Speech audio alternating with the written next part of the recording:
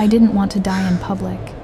It was rude, but the marble floor of Grand Central was tilting, and the darkness creeping in from the edges of my vision felt warmer than the December air biting through the station doors. My mop dragged across the same 3-foot section of marble for the 4th time. The motion was automatic now, arms moving while my brain tried to remember why I was standing. 4 hours into a 6-hour off-book shift, $60 cash, no questions asked. That was the deal with the night supervisor who looked the other way when ghosts like me showed up for work that didn't officially exist. I caught my reflection in the polished brass of a directory kiosk. Hollow eyes and a gaunt face. When had my cheekbones become that sharp? The infected gash on my left cheek throbbed with my heartbeat, hot and angry beneath the bandage I'd fashioned from stolen gauze. The fever made everything feel distant, like I was watching someone else's life through thick glass. The white maintenance uniform hung off a frame that had shed 20 pounds in 8 weeks. I'd stopped looking at the scale. Stopped looking at much of anything, really.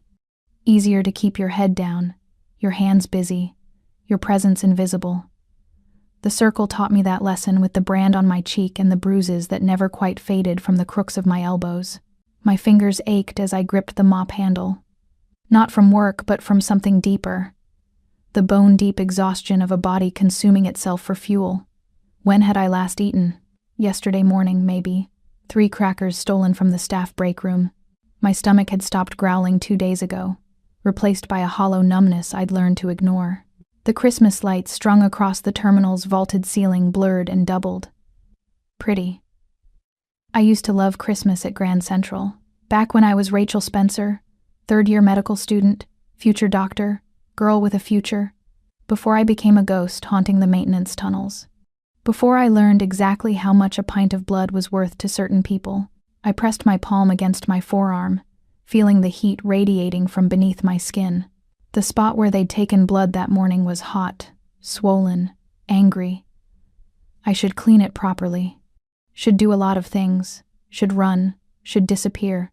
Should stop thinking about should, and focus on surviving the next 5 minutes. The station doors opened again.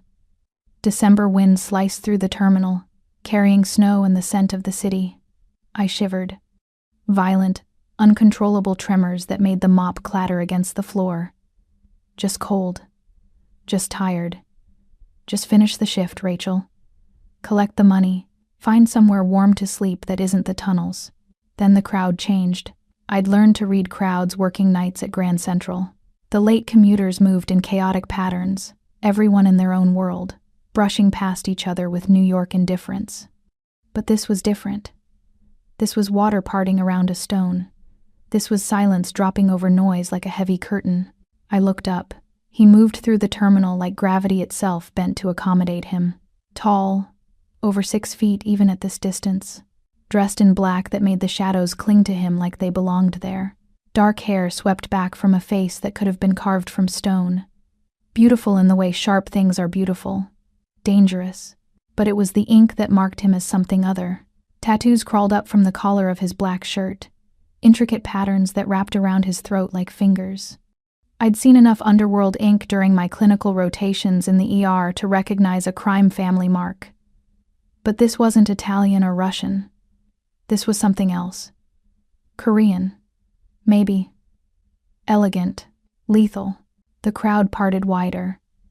Even the police officers near the ticket windows looked away.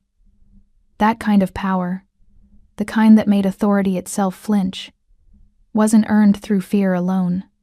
It was inherited, cultivated, fed with blood and brutality, until it became as natural as breathing. His entourage followed. 3 men in dark suits, moving with the coordinated precision of trained killers trying to look like businessmen. One spoke into his sleeve. Another scanned the terminal with eyes that cataloged threats in microseconds. The third kept his hand inside his jacket, ready. I needed to move. Needed to get out of his path. Fade into the background like I'd been taught. Maintenance workers were furniture. Seen but not noticed. Stay invisible. Stay safe. My legs had other plans. The first step was wrong. My knee buckled, unlocking like a hinge with a missing pin. I caught myself on the mop handle, knuckles stiff. The terminal spun. Not the gentle sway of exhaustion, but a violent tilting, like the whole building had been knocked off its foundation. Gray crept in from the edges of my vision, tunnel vision. The medical term popped into my head with detached clinical clarity. Sign of shock. Hypovolemic, probably. Blood pressure dropping. Heart rate compensating. Body shutting down non-essential systems to protect the core. I was going to faint. Not here. Not now. Not in front of him. My knees unlocked completely. The mop clattered to the marble. I fell, and didn't hit the ground. Strong arms caught me mid-collapse, pulling me against a chest that felt like granite wrapped in expensive wool. My head lolled against fabric that smelled nothing like the tunnels. Cedar, leather, something warm and masculine and completely foreign to the life I'd been living. "I've got you." The voice was deep, quiet, with the faintest trace of an accent that softened the edges of his English. Korean, definitely, but educated abroad, the kind of voice that commanded rooms without raising its volume. I tried to speak, to apologize, to explain that I was fine and didn't need help, but my tongue was thick in my mouth, my body unresponsive. Through half-closed eyes I saw him. Sharp features, eyes so dark they swallowed light. A face that belonged on ancient warrior paintings, beautiful and brutal in equal measure. The tattoos continued under his collar. I could see the edge of symbols I couldn't read, intricate patterns that marked him as something powerful, something feared. He adjusted his hold, one arm under my knees, the other supporting my back. His hand brushed my forearm, the one with the fresh needle mark, and I felt him go absolutely still. The world narrowed to that point of contact. His fingers, warm against my fever-hot skin. The moment his thumb grazed, the swollen puncture wound hidden beneath my sleeve. Then he pushed the fabric up. I tried to pull away, but I had no strength. Could only watch as he exposed the evidence I'd been hiding for months. The needle marks, the bruising in distinct patterns. 4 oval marks the color of old wine, finger-shaped, unmistakable. And beneath them, the older scars, track marks that looked like drug abuse but told a different story to anyone who knew what to look for. His entire body went rigid, those dark eyes fixed on my arm with an intensity that should have terrified me. But there was no confusion in his gaze, no curiosity, recognition, like he'd seen this before, like he knew exactly what those marks meant, what they represented, who made them. His jaw clenched. The tattoos on his throat shifted as he swallowed. When he looked up at the crowd, at the commuters pretending not to watch, his face had transformed. The beautiful brutality became just brutal, a predator identifying prey. He was scanning for someone. The handlers, the ones who always watched to make sure their vessel didn't run. Who did this? His voice had changed. Still quiet, but there was steel underneath now. Something ancient and dangerous lurking beneath the civilized surface. The kind of rage that burned cold instead of hot. I pulled weakly at my sleeve, trying to cover the evidence. Muscle memory. Hide it. Deny it. Survive. "I'm fine. Just clumsy." I fell at.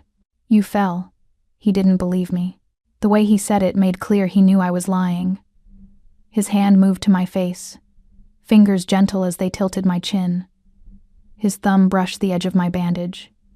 "And this?" He pulled the gauze aside. I watched his face as he saw the brand, the infected, jagged scar that marked me as property. The Korean symbol burned into my cheek with a heated blade. His expression went absolutely cold, not angry, beyond anger, a kind of lethal calm that made my blood run ice cold despite the fever. "Vessel," he murmured in Korean. Then louder, to someone behind him, "Bring the car. Now. Wait." I tried to push away from him, to stand on my own. "I don't. I can't. I don't even know you. My name is Kim Gunwoo."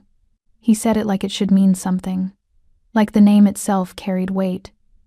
When I just stared blankly, something that might have been approval flickered in those dark eyes. "And right now, what you need is medical attention, food, and somewhere safe to recover. I can provide all 3. I have to." My voice cracked. "I have to go back. If they realize I'm gone, they already know. He started walking, carrying me like I weighed nothing. They're watching right now. Which means you can't go back. The terminal blurred as he moved. I saw his men forming a protective barrier around us, hands inside jackets, eyes scanning the crowd with lethal focus. The commuters parted like water, instinctively giving space to violence barely leashed. "This is kidnapping," I mumbled against his shoulder, too exhausted to fight. "This is theft."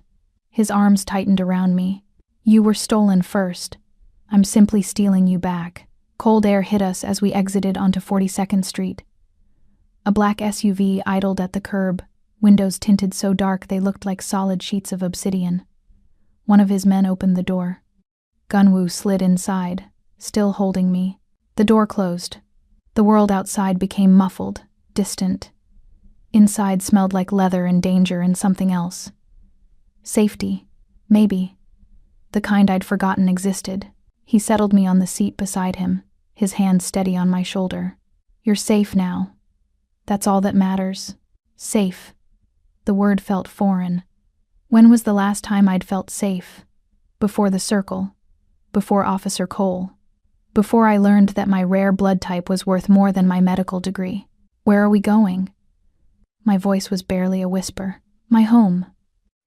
He pulled his jacket off and draped it over my shivering shoulders. The fabric was warm from his body heat, impossibly soft. "I have doctors. They'll treat the infection, the malnutrition, His jaw clenched again as he looked at my branded cheek. "Everything." Why? The question hung between us. Why would a man who looked like walking death itself save someone like me? What did he want? His hand moved to my face, thumb tracing the air beside my bandage without touching. When he spoke, his voice was soft, but there was something underneath. Something personal, because I recognized the mark, and I thought I'd burned that operation to the ground 2 years ago. The SUV pulled into traffic. Through the window, I watched Grand Central disappear behind us. The terminal where I'd been invisible, the tunnels where I'd been hiding, the life I'd been barely surviving. "They'll come for me," I whispered. "The circle always collects what's theirs. Let them." Kim Gunwoo's dark eyes met mine, and for the first time since I'd become a ghost, I saw something more terrifying than my captors. I saw war. "I've been looking for an excuse to finish what I started. You just gave me one." The city lights blurred past the tinted windows as we drove into the unknown. I should have been terrified. Every survival instinct screamed that I'd just traded one monster for another. But as Gunwoo's jacket warmed my shaking body, as his steady presence filled the space beside me, I couldn't find the fear I knew I should feel. Maybe I was too tired to be afraid. Or maybe, just maybe, the monster who caught me was different from the ones who'd broken me. Welcome back, my survivors and shadow dwellers. Before we descend into the tunnels, make sure you've sworn your loyalty, hit that subscribe button, press like to seal the pact, and tell me where you're watching from in the comments. I want to see just how far our syndicate reaches tonight, from the penthouses to the underground. Every click, every comment, every bit of devotion you show helps us keep these dangerous secrets alive and these forbidden bloodlines flowing. So find your sanctuary, lock the doors, and prepare for the cold. Let's begin. I woke to silk, not the rough institutional cotton of hospital sheets, and definitely not the mildewed blanket I'd been using in the tunnels. This was the kind of fabric that whispered against skin, cool and impossibly soft, like water made solid. My eyes opened to darkness, but it was the wrong kind of darkness. Not the oppressive black of underground spaces, but something deeper, more intentional. Heavy curtains blocked what I sensed was daylight beyond. The air smelled clean, antiseptic, sharp, but underneath it, something else. Cedar, leather, the same scent that had wrapped around me in the SUV. His scent. Panic should have hit immediately. Instead, my body registered comfort first.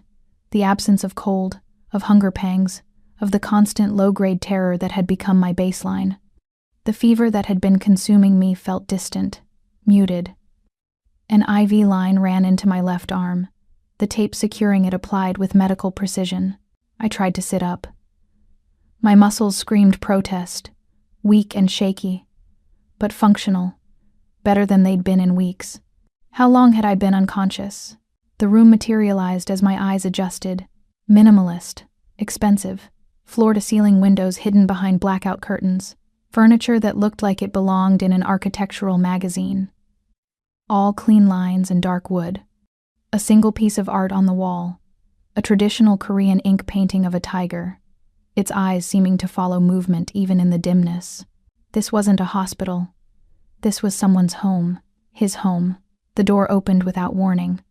No knock, no announcement, just the smooth click of a lock disengaging, and then he was there, filling the doorway like he filled every space, with presence that felt almost physical.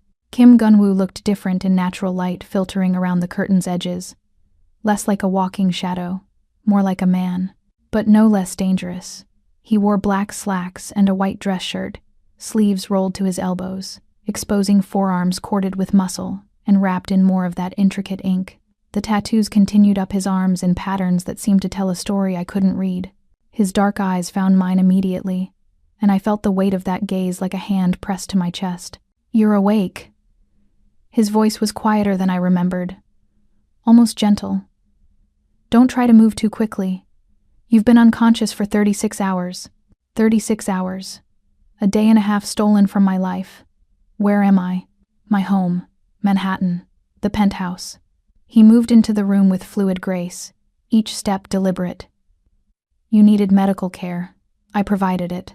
I looked at the IV, at the medical equipment on the nightstand that I hadn't registered before.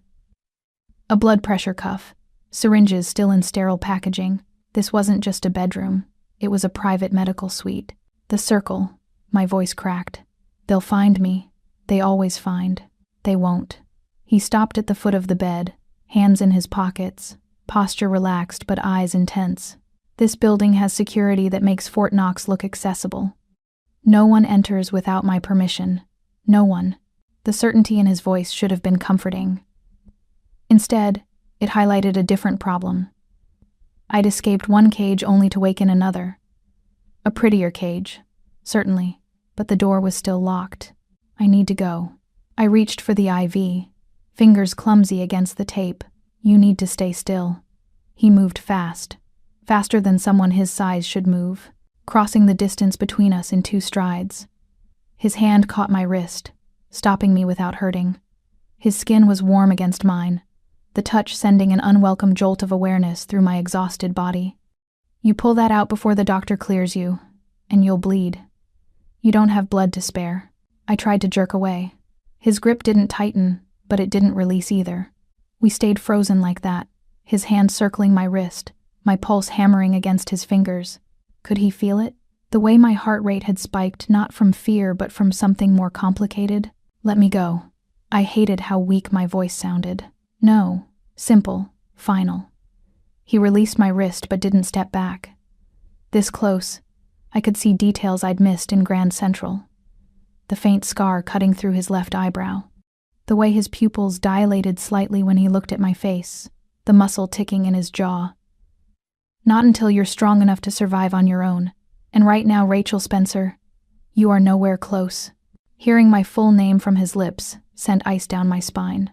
"How do you—" "I know everything." He finally stepped back, giving me space to breathe. "Medical student. Johns Hopkins. 3rd year before you dropped out 8 months ago. No missing persons report filed. No family searching. You became a ghost by choice before the circle made it permanent." The clinical recitation of my life's collapse should have felt invasive.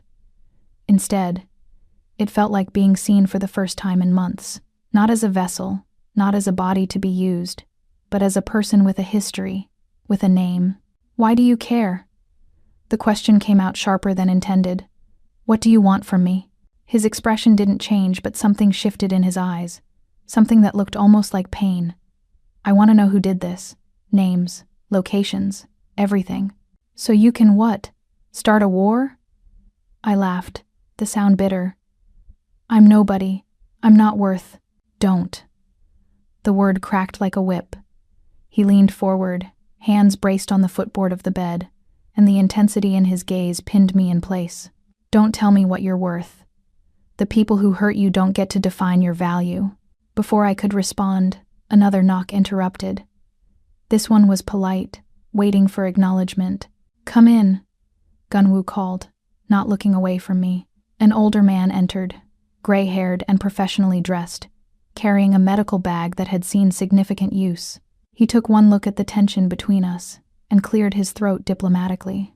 Mr. Kim, I'm ready to examine the patient, if you'll allow me. Gunwoo straightened but didn't leave. Just moved to stand by the window, arms crossed, watching. The message was clear. I could be examined, but not alone, not unprotected.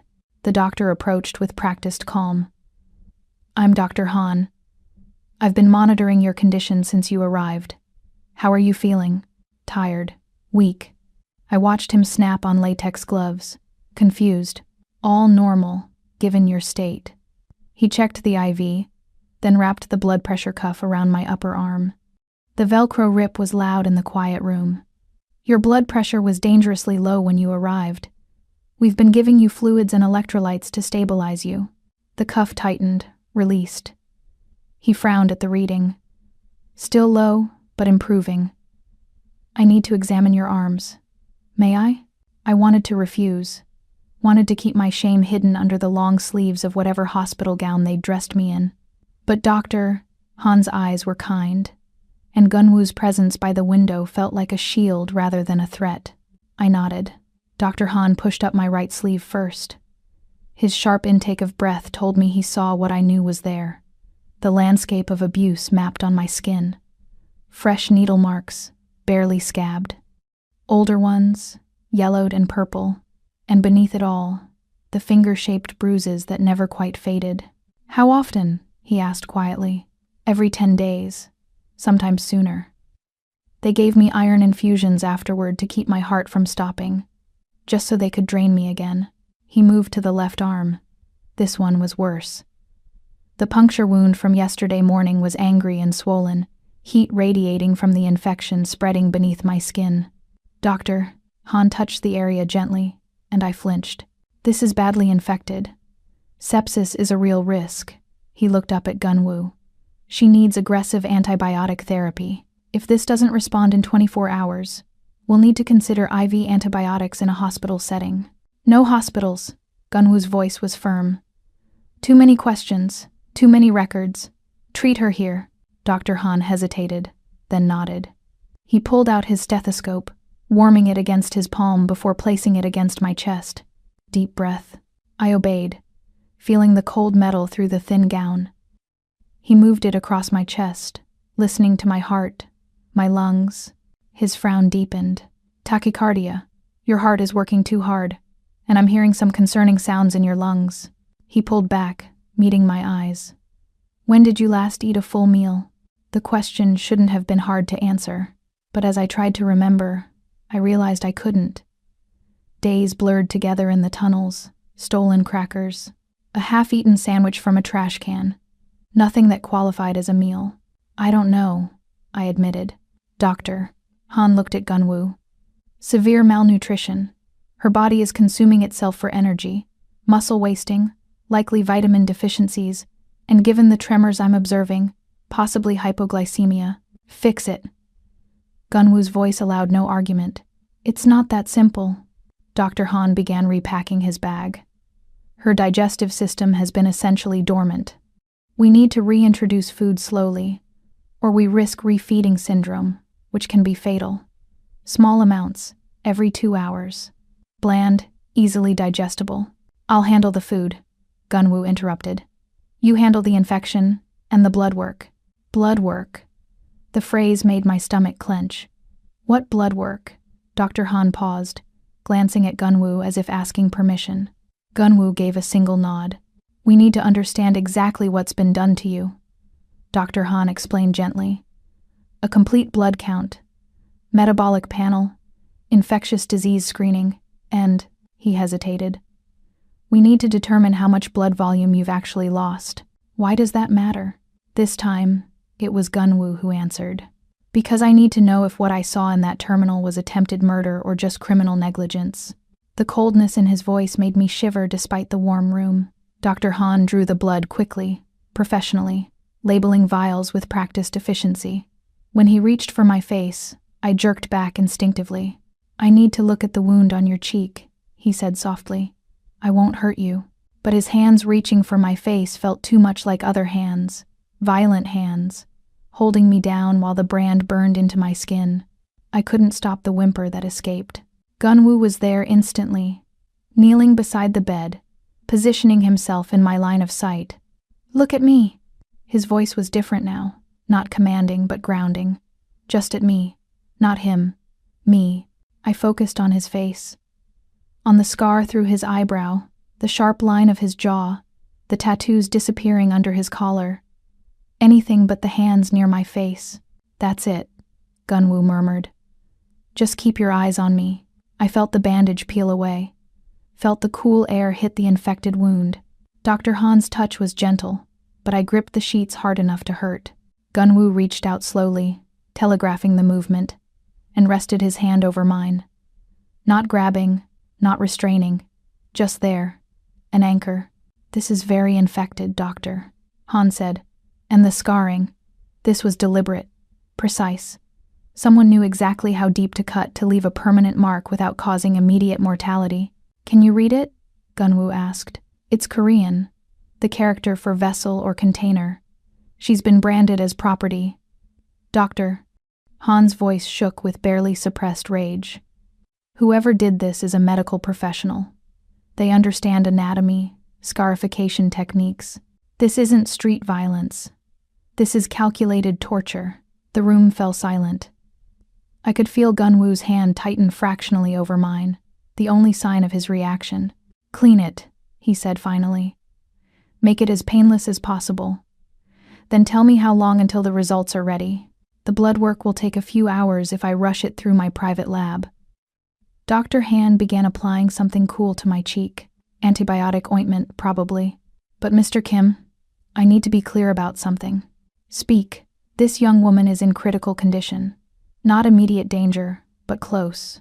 Her body has been systematically drained and abused for months.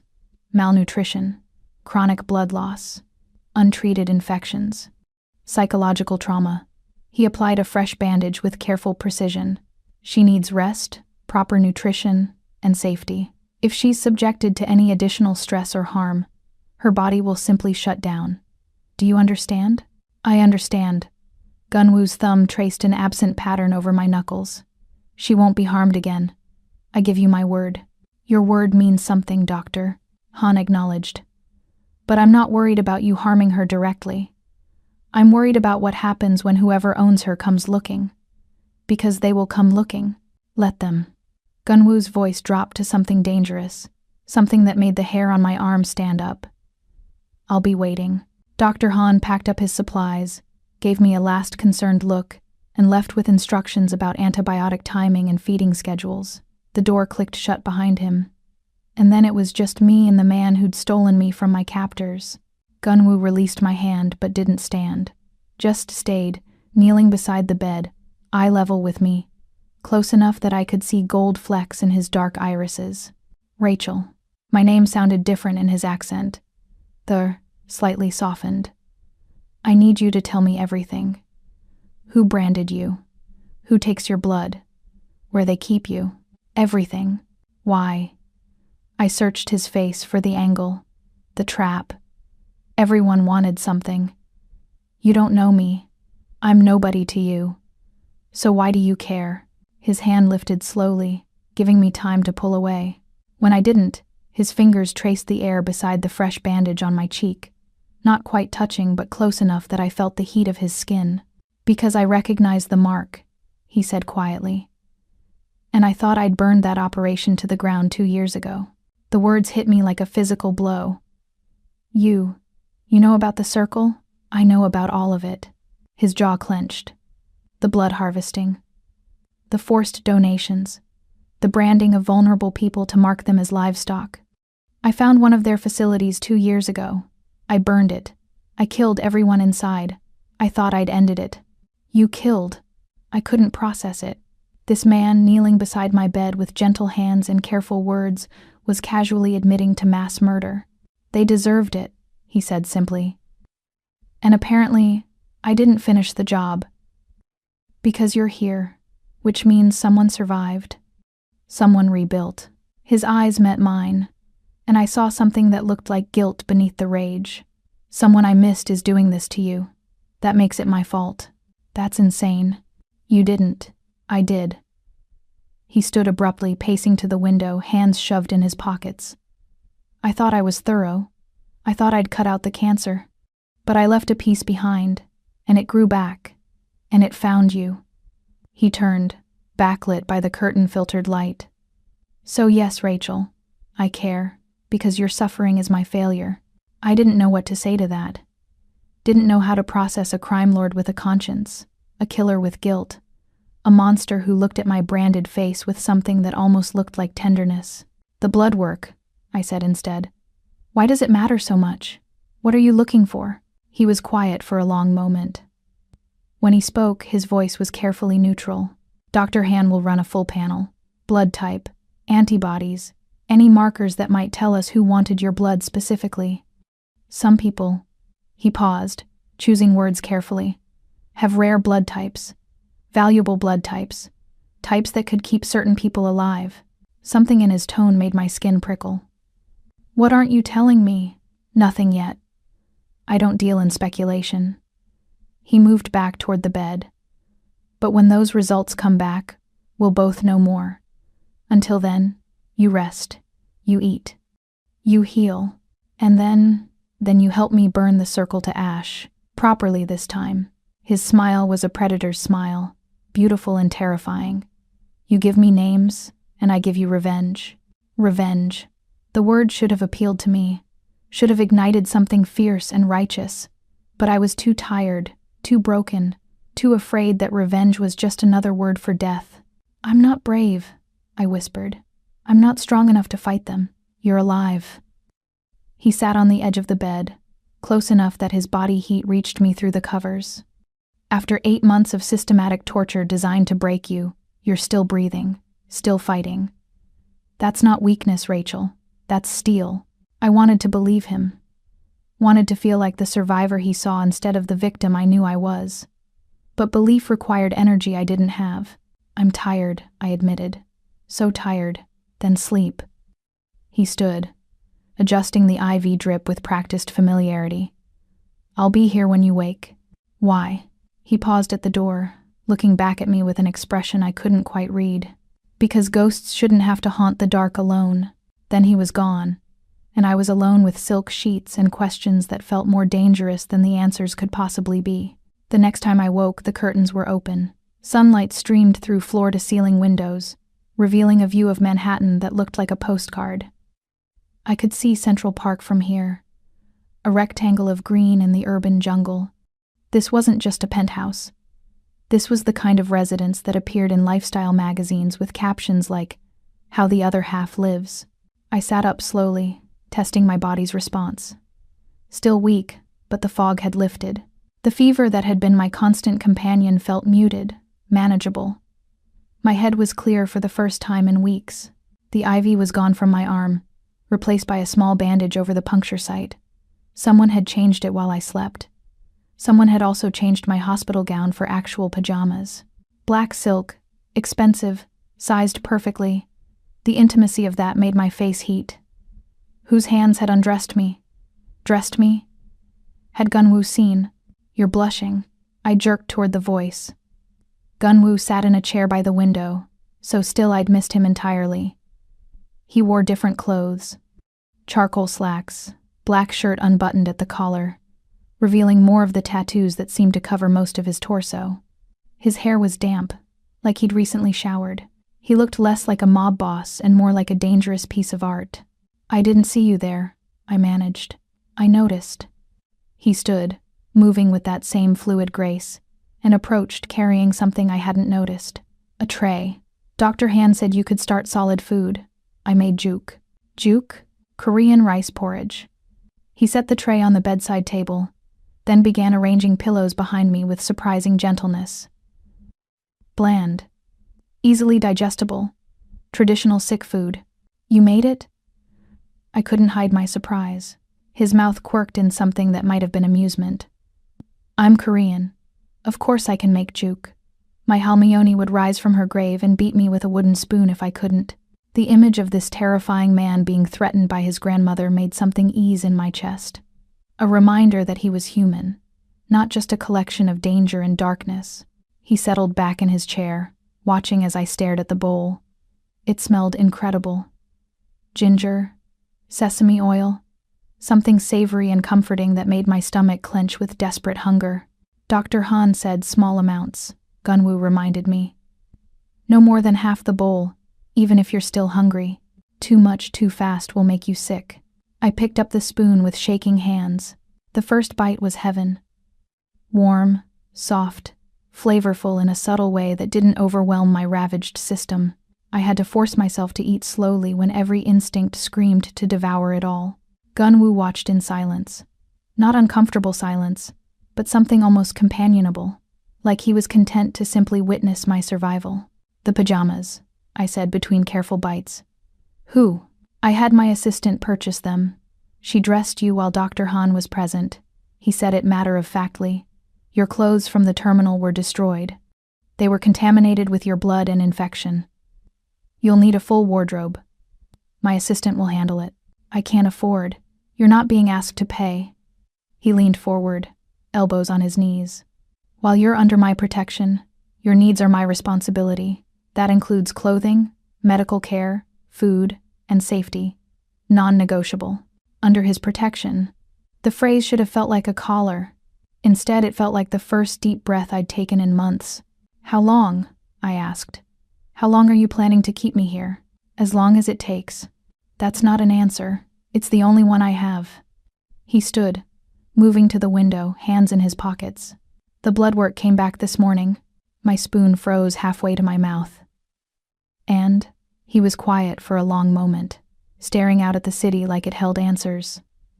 When he spoke, his voice was carefully controlled. Your blood type is AB negative, H null variant. I frowned. That's not possible. I'm O positive. It's on my medical records from Hopkins. Those records are wrong. Or fabricated. He turned to face me. Arch null is the rarest blood type in the world. Less than 50 known cases globally. Universal donor for any Arch blood type. Incredibly valuable to certain people with rare blood diseases. The room felt colder suddenly. What are you saying? I'm saying someone knew what you were before you did. Someone tested you, discovered what you carried, and decided you were worth more as a resource than as a person. His hands clenched into fists at his sides.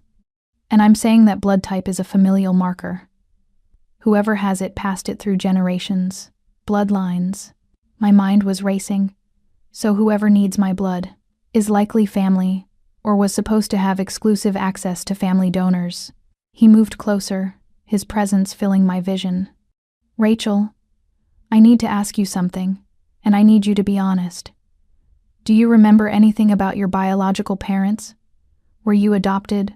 Foster care? My hand trembled, and I set the spoon down before I dropped it. My mother died when I was 3. Overdose. I barely remember her. My father wasn't in the picture. I grew up in foster care until I aged out at 18. Why does that matter? His jaw clenched. Because that blood type doesn't just appear randomly. It's genetic, specific, and there's only one family in New York that carries it. He paused, and I could see him weighing his words. Mine. The world tilted. What? My family. The Kim bloodline. We carry Rh null variants. His voice was level, but his eyes were intense. My father has it. I have it. My grandfather had it. And now you have it. I shook my head, trying to process. That's impossible. I'm not Korean. I'm not. Your mother. He cut me off. What was her name? Jessica Spencer. She was. I tried to remember the few details I knew. Black, beautiful. That's what the social workers told me. I barely remember her. And your father? I don't know. My mother never listed him on the birth certificate. Gunwoo pulled out his phone, typing rapidly. After a moment, he turned the screen toward me. A photograph. Old, grainy, but clear enough. A young Korean man in an expensive suit standing next to a black woman. She was beautiful, laughing, her hair in box braids, her hand on his arm, and she looked exactly like every photograph I'd seen of my mother. "That's my great-uncle," Gunwoo said quietly. "Kim Jun-ho. He disappeared in New York in 1952. He fell in love with a black woman in Harlem. Your great-grandmother. My family didn't approve. They erased him from the records, pretended he never existed." He paused. "That was 3 generations ago. But the bloodline didn't end. It just went dormant until it reached you." I couldn't breathe. "You're saying I'm blood." The word landed like a bomb. "You are the last descendant of that lost branch, Rachel. We are strangers by culture, separated by decades, but you carry the genetic legacy my father needs. He isn't draining a niece. He's harvesting a distant relative like a spare part." The room spun. I gripped the edge of the mattress, trying to anchor myself to something solid as my entire understanding of reality shifted. "That's why they took me," I whispered. "Not because I was random. Because I'm blood." Gunwoo's voice was harsh. "You're Kim blood. Rare. Valuable. That's why I had to be the one to stabilize you yesterday. Doctor, Han couldn't use the blood bank. I had to hook my own vein to yours just to keep your heart beating. The perfect donor for the family patriarch who's dying of leukemia and needs regular transfusions to survive." He moved closer, and I could see rage simmering beneath his control. "My father took you. My family branded you. And his voice cracked slightly. "I've been paying the man who delivered you to them every week." The pieces clicked into place. Officer Cole, the circle, the systematic draining. It wasn't random human trafficking. It was a family business, a patriarch keeping himself alive by consuming his own bloodline. "I'm going to be sick." I barely got the words out before Gunwoo moved, grabbing a wastebasket and holding it while I dry heaved. Nothing came up. My stomach was too empty. But the retching wouldn't stop. He rubbed my back with one hand, the touch surprisingly gentle for someone capable of such violence. When the spasms finally stopped, he offered me water from the nightstand. "Small sips," he instructed. I obeyed, tasting bile and horror. "Your father, the chairman, he's been torturing family." "Yes." Gunwoo took the water glass back, setting it aside. 2 years ago, I thought I'd killed him.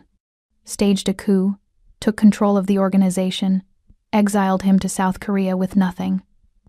I thought he was too weak to survive, too proud to crawl back. His laugh was bitter. I underestimated his will to live. He came back, rebuilt his operation in secret, and when he needed donors, he took what he thought was his by blood. Why didn't he just ask me? The question sounded absurd even as I asked it. If I'm family, if he needed. Because you are the anomaly. Gunwoo's voice was cold. My father is obsessed with blood purity. He believes the Rate-Null variant belongs only to the main line, finding it in you. A black woman, 3 generations removed from the family name, offended his sense of order. He doesn't see you as family, Rachel. He sees you as a genetic theft. Taking your blood isn't just survival to him. It's reclaiming what he thinks belongs to the Kims. I thought I'd run out of tears months ago, but they came anyway, hot and angry, spilling down my cheeks. Gunwoo let me cry, his presence solid and unchanging beside the bed. "I'm sorry," he said finally. "I'm sorry you're caught in our family's sickness. I'm sorry I didn't find you sooner. I'm sorry," his voice roughened, "that my blood is the reason yours was stolen." Through the tears, I looked at him, really looked, saw the guilt carved into every line of his face, the rage burning beneath his control, the determination that felt almost violent in its intensity. "What happens now?" I asked. "Now?" He stood, straightening to his full height, and for a moment he looked exactly like what he was. A king in his domain, a killer with purpose. "Now I call a family meeting. I introduce you as Minho's daughter, the rightful Kim heir. And I watch my father's face when he realizes I know exactly what he's been doing. And then, his smile was a terrible, beautiful thing. Then I finish what I started 2 years ago, properly this time. He moved toward the door, then paused. There's a panic button on the nightstand. Press it if you need anything. My men are stationed outside your door. You're safe here. Gunwoo. He stopped at the sound of his name. Thank you.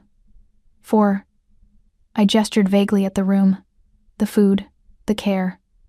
For all of this, he looked back at me, and for just a moment, the dangerous crime lord disappeared, replaced by something achingly human.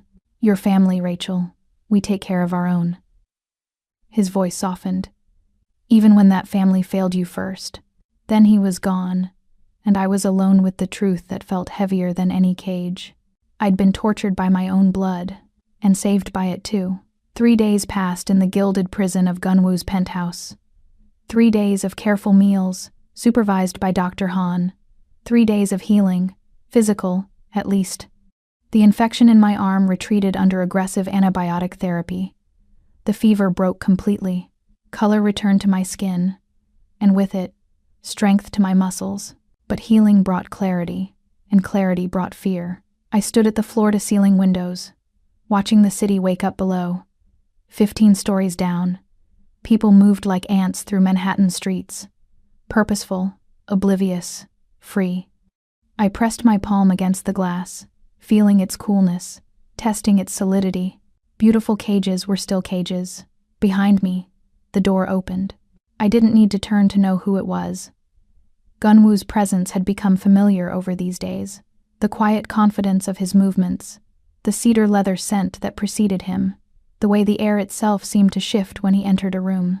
You're up early, he observed. Couldn't sleep. I kept my eyes on the street below. Is this how it's going to be? Beautiful room. Gourmet meals. Guards at my door. A prisoner treated well is still a prisoner. His reflection appeared in the glass beside mine, sharp features rendered ghostly by the morning light. You're not a prisoner. Then I can leave? Silence. The kind that answered questions more honestly than words. I turned to face him.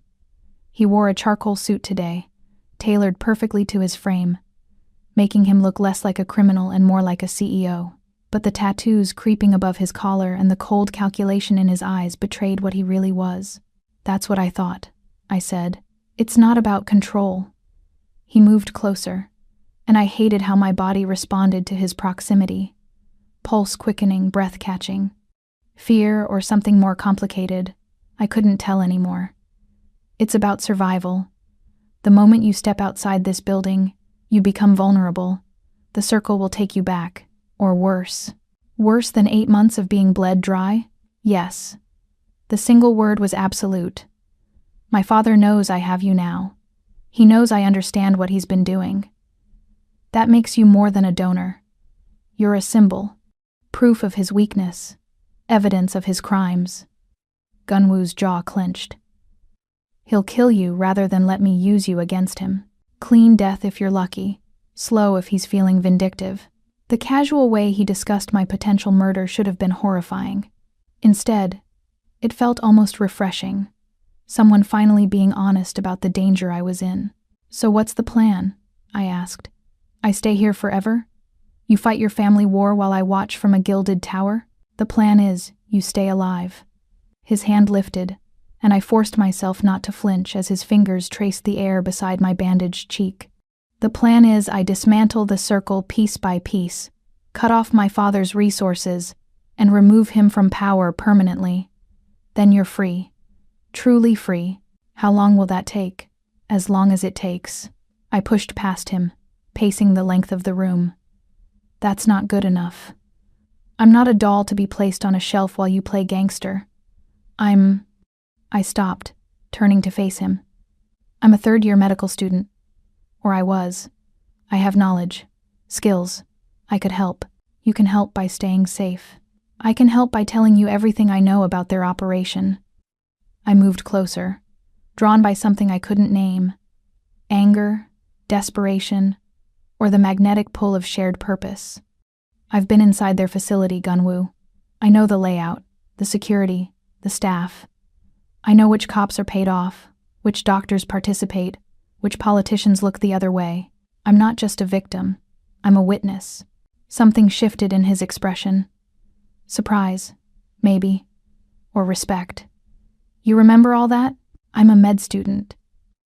We're trained to observe, to catalog, to remember details that might save lives. I held his gaze.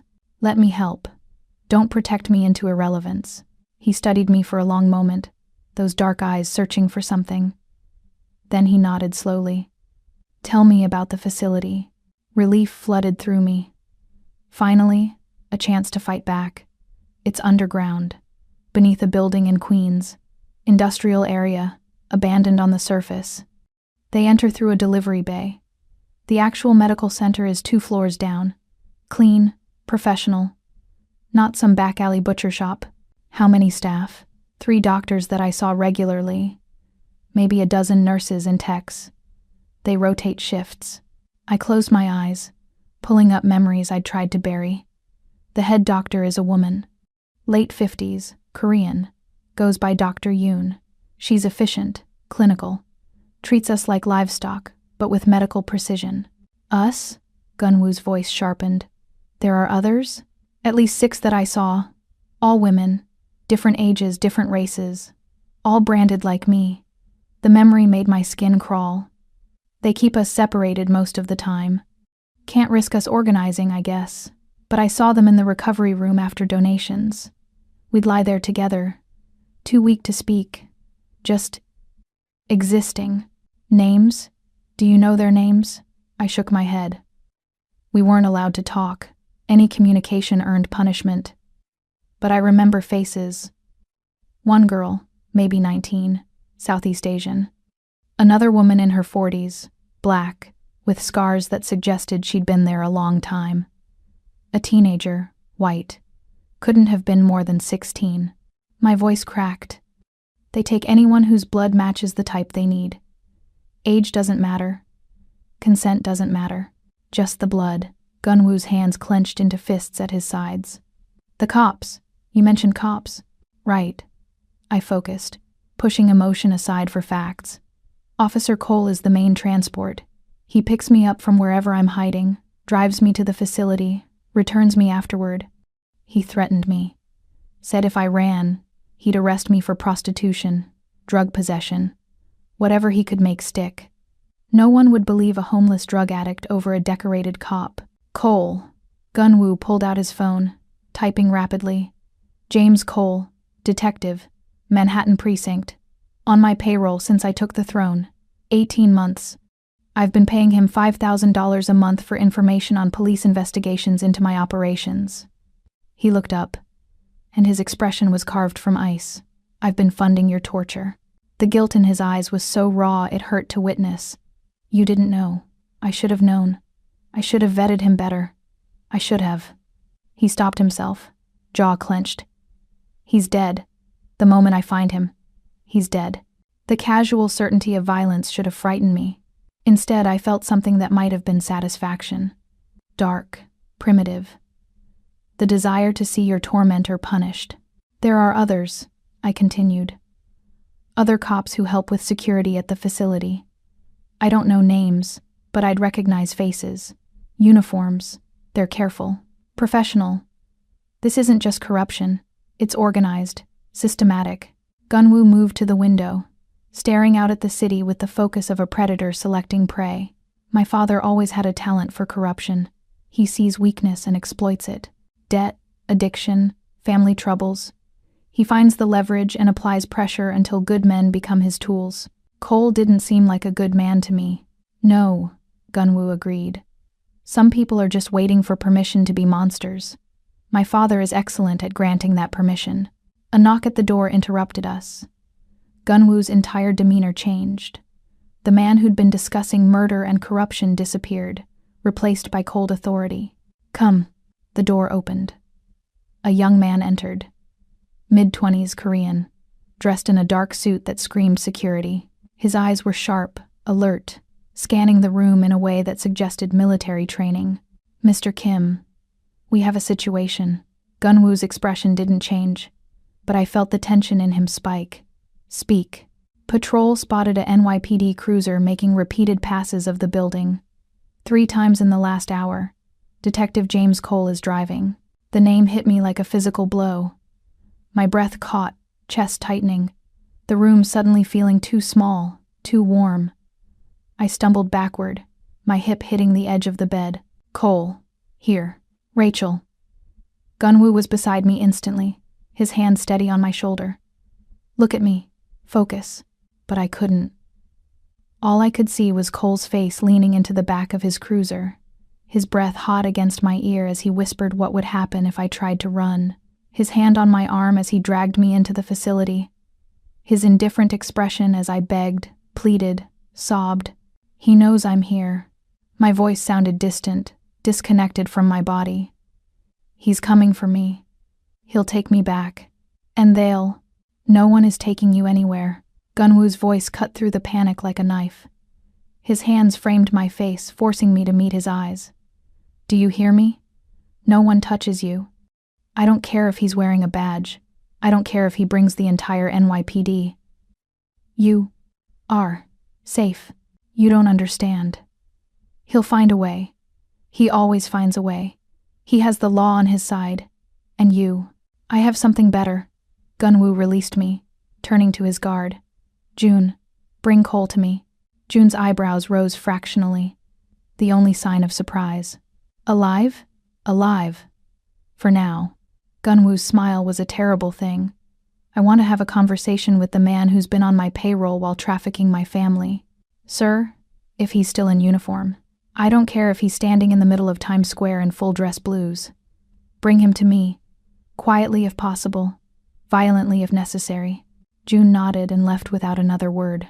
The door closed, and silence fell over the room like a heavy blanket. I sank onto the edge of the bed, shaking. You're going to kill a cop. They'll come after you. The entire system will. The system already looks the other way for worse. Gunwoo knelt in front of me, bringing himself to eye level.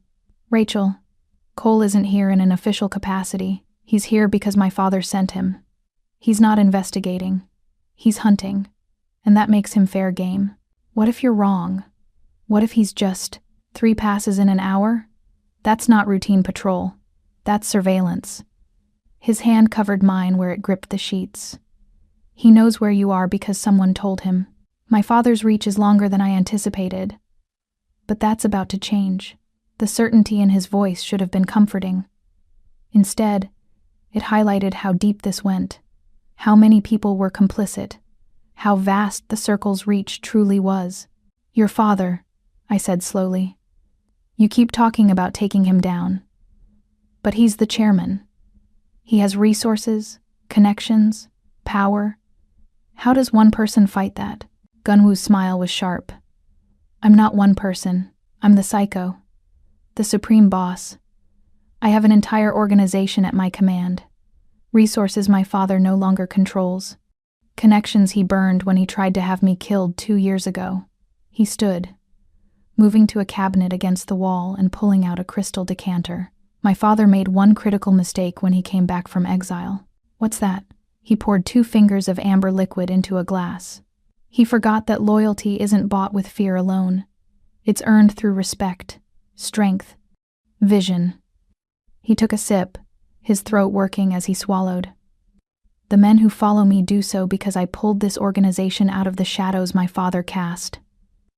I modernized, legitimized where possible, made us powerful rather than just feared. My father wants to return to the old ways. Brutal, medieval, operating like it's still the 1,980 seconds. He turned, leaning against the cabinet. The organization has chosen sides. And they chose me. But if the circle is his, the circle is a side project. A desperate old man's attempt to stay alive long enough to reclaim what he lost. It's funded off the books, staffed with mercenaries and corrupt officials he's blackmailed or bought. Gunwoo's eyes met mine. It's powerful, but it's not invincible. And now that I know it exists, I can dismantle it. How? By removing every piece that supports it. Cole is one piece. Dr. Yoon and her staff are others. The facility itself, the financial pipeline. He took another drink. I cut off each resource until my father is isolated. Then I remove him, permanently. The casual way he discussed patricide should have been shocking. But I'd learned enough about this world to understand. Family or not, the chairman was a threat, and threats were eliminated. "What do you need from me?" I asked. He looked surprised. "You've already given me enough. The facility location, the staff details, Cole's involvement." "No," I stood, moving toward him with more confidence than I felt. "I mean, what do you need from me to help end this? I'm not sitting on the sidelines while you fight my battle. Rachel, I'm a third-year med student." I cut him off. "I've done rotations in trauma surgery, emergency medicine, forensic pathology. I know how to read medical records, identify controlled substances, trace pharmaceutical supply chains. If the Circle is running a medical operation, I can help you understand it, exploit it, destroy it." He studied me for a long moment, and I could see him weighing the risks against the benefits. "You understand what you're offering? This isn't academics. This is war. People will die. Some of them might deserve it. Others will just be casualties. I've been a casualty for 8 months. I held his gaze. "I'd rather be a soldier." Something in his expression shifted. Respect, maybe, or recognition. He set down his glass and closed the distance between us. This close, I could see the details I'd been cataloging unconsciously. The exact shade of his eyes, deep brown that looked black in certain light. The scar through his eyebrow. The way the tattoos on his neck seemed to pulse with his heartbeat. "You're not what I expected," he said quietly. "What did you expect? Broken. Afraid. Fragile." His hand lifted, and this time when he touched my face, his fingers actually made contact. Warm skin against the unbandaged side of my cheek. "You're none of those things. I am all of those things." My voice came out softer than intended. "But I'm also angry, and anger is better fuel than fear." His thumb traced my cheekbone, and I felt the touch everywhere. A current running through me that had nothing to do with terror and everything to do with something far more dangerous. Attraction. To a man who killed people, who discussed murder over breakfast, who held me with hands that had dealt death and offered them like they could also offer salvation. "Be careful with that anger," he murmured. "It burns hot, but fire consumes everything, including the person who wields it. Then we'll burn together." The words hung between us, charged with meaning I hadn't intended. His eyes darkened, pupils dilating, and for a moment I thought he might close the distance, might kiss me, might blur the lines between protector and something else entirely. Instead, he stepped back, breaking the moment. "When June brings Cole, I want you there," he said, his voice carefully controlled. "I want you to see him powerless, afraid, facing consequences. Will you be strong enough for that?" I thought about Cole's hands on me, his voice in my ear, his indifference to my suffering, and I felt that anger Gunwoo had warned about, burning bright and vicious in my chest. "I'll be strong enough." "Good." He moved toward the door, then paused. "Rachel, what you said about burning together," he looked back, and his expression was unreadable. "Be careful making promises to men like me. We have a tendency to hold people to them." Then he was gone, leaving me alone with the ghost of his touch on my face and the certainty that I'd just crossed a line I could never uncross. I was falling for the monster who'd saved me, and that might be more dangerous than anything the Circle could do. The call came 3 hours later. I was in the library, a room I'd discovered that morning, all dark wood and leather-bound books that smelled of paper and time, trying to distract myself from what was coming, from what I'd agreed to witness. The door opened. June stood there, his usually impassive face showing the faintest crack of tension. "Mr. Kim requests your presence. 3rd floor, now." I followed him through corridors I'd never seen, deeper into the penthouse's maze-like structure. The decor changed as we descended. Less refined, more utilitarian. Concrete floors. Exposed pipes. This was the building's infrastructure. the skeleton beneath the beautiful skin. We stopped at a reinforced steel door. June swiped a keycard, and it opened with a pneumatic hiss. The room beyond looked like something between a police interrogation room and a surgical theater. White tile walls, drain in the center of the floor, stainless steel table, and strapped to that table, still in his police uniform, was Officer James Cole. He looked smaller than I remembered, less imposing, just a middle-aged man with thinning hair and the beginnings of a gut, sweating through his uniform shirt. Gunwoo stood beside the table, completely relaxed, looking at Cole the way someone might look at an interesting insect. When he heard us enter, he turned. "Rachel, come here." My feet moved automatically, carrying me closer until I stood beside him. Close enough to see Cole's face clearly. Close enough to watch his eyes widen with recognition when he saw me. "You," Cole breathed. "You fucking, watch your mouth." Gunwoo's voice was soft, but Cole shut up instantly. "Rachel is family. You speak to her with respect, or you don't speak at all." Cole's eyes darted between us, calculating. "I want a lawyer. I know my rights. You can't. You're not under arrest."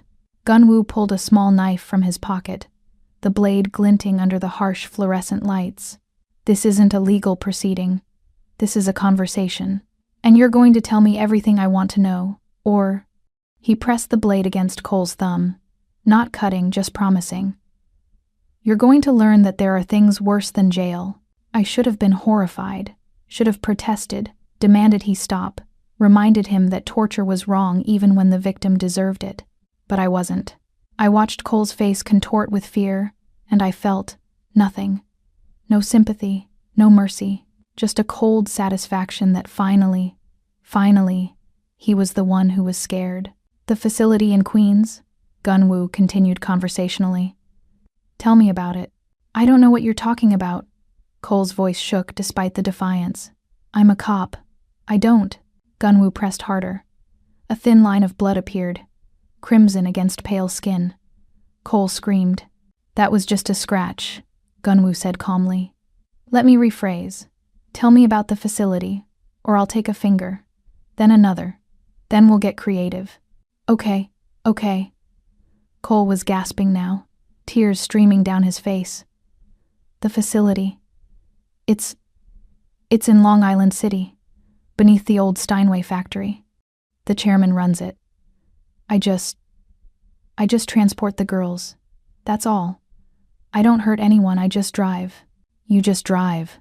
Gunwoo's voice was arctic.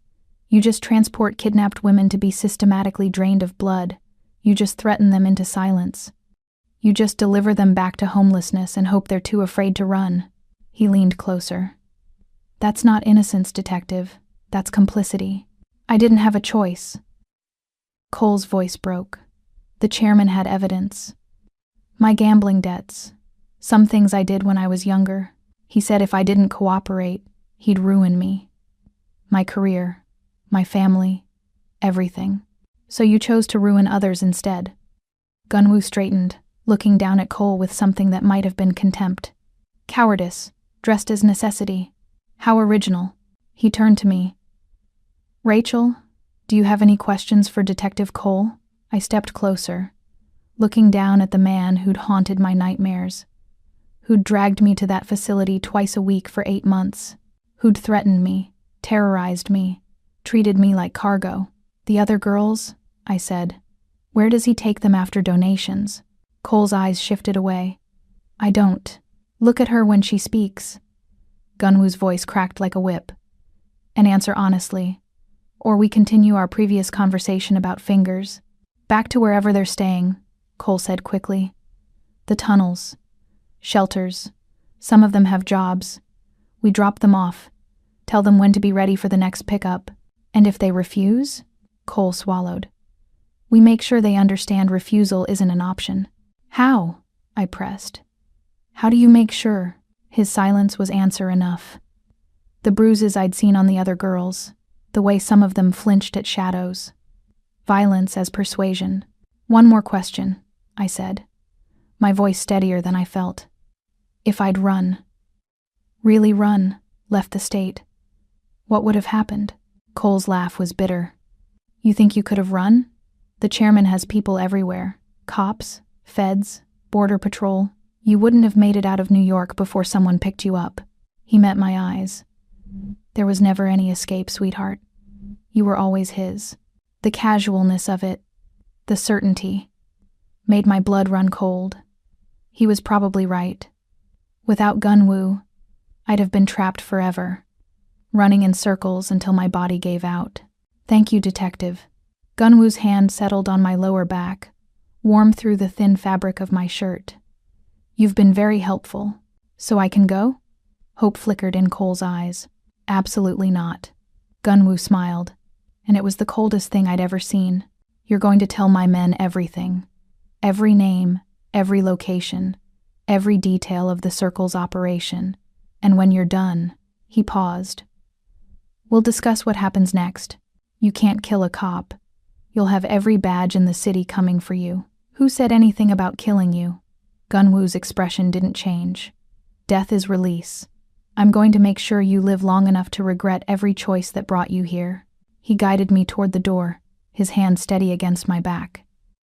As we stepped into the hallway, I heard Cole start to sob, the broken sound of a man realizing he'd finally met someone more powerful than his protections. The door sealed behind us, muffling the sound. Are you all right? Gunwoo asked. I nodded, though I wasn't sure if it was true. I thought seeing him afraid would feel better, like justice. But it doesn't change what happened, doesn't undo it. I leaned against the concrete wall, suddenly exhausted. He's right, isn't he? Without you, I never would have escaped. Maybe. Gunwoo's hand came up to cut my jaw, tilting my face toward his. But you survived long enough for me to find you. That takes strength most people don't have. Before I could respond, an alarm shrieked through the building. Red lights strobed, and the sound was deafening. A pulsing wail that made my teeth ache. Gunwoo's entire demeanor changed. The man who'd been almost gentle disappeared, replaced by the warrior I'd glimpsed in Grand Central. He grabbed my arm, pulling me away from the wall. What's happening? I shouted over the alarm. Breach. He was already moving, dragging me with him toward the stairs. Someone's inside the building. Who? Only one group would be bold enough. His jaw was set, expression grim. My father knows where you are, and he's decided subtle doesn't work. We hit the stairs at a run. June materialized from somewhere, flanked by 3 other men in dark suits, all drawing weapons with practiced efficiency. The sound of gunfire echoed from above, sharp cracks that made my heart hammer. How many? Gunwoo asked June, without breaking stride. At least a dozen. Professional. They came up through the parking garage, bypassed security like they had the codes. This was planned. The chairman had access codes when this was his building. Gunwoo cursed in Korean. I should have changed them all. My arrogance. We burst through a door into a hallway I recognized. Closer to my room. The lights flickered, emergency backups kicking in. More gunfire, closer now. Gunwoo shoved me toward June. Get her to the panic room. Seal it. Don't open it for anyone but me. Sir, you need backup. I need her safe. Gunwoo's voice was harsh. Everything else is secondary. Go. June grabbed my arm, pulling me away. I tried to resist, reaching for Gunwoo. Wait, you can't. But he was already gone, running toward the sound of combat with the fearlessness of someone who'd made peace with death long ago. June dragged me through corridors that twisted and turned, each step taking us deeper into the penthouse's core. We passed bodies, men in dark tactical gear, bleeding on expensive carpet. Gunwoo's men, fighting and dying to buy us time. A figure appeared ahead. Tactical vest, assault rifle. He raised the weapon. June shoved me behind him and fired 3 times. The man dropped. Keep moving. June pulled me forward, stepping over the body without pause. We reached a door that looked like all the others. Dark wood. No distinguishing features. But when June pressed his palm to the handle, it glowed blue, reading his biometrics. The door opened to reveal a small room. Reinforced walls. Monitors showing security feeds from throughout the building. Supplies stacked along one wall. Water, food, medical kits. A panic room, built for exactly this scenario. "Inside," June ordered. I stumbled in, and he started to follow, then jerked backward, a spray of blood misting the air. He'd been shot from behind. I screamed, reaching for him, but he shoved me hard. I fell backward into the panic room, and he slammed the door shut between us. Through the small reinforced window, I watched him turn to face his attacker, still firing even as blood poured from the wound in his shoulder. The door sealed with a hydraulic hiss, the lock engaged. A sound like a bank vault closing. Bulletproof, bomb-proof, sealed from the inside with no way to open it externally. Safe. I was safe. But Gunwoo was out there, fighting his father's army.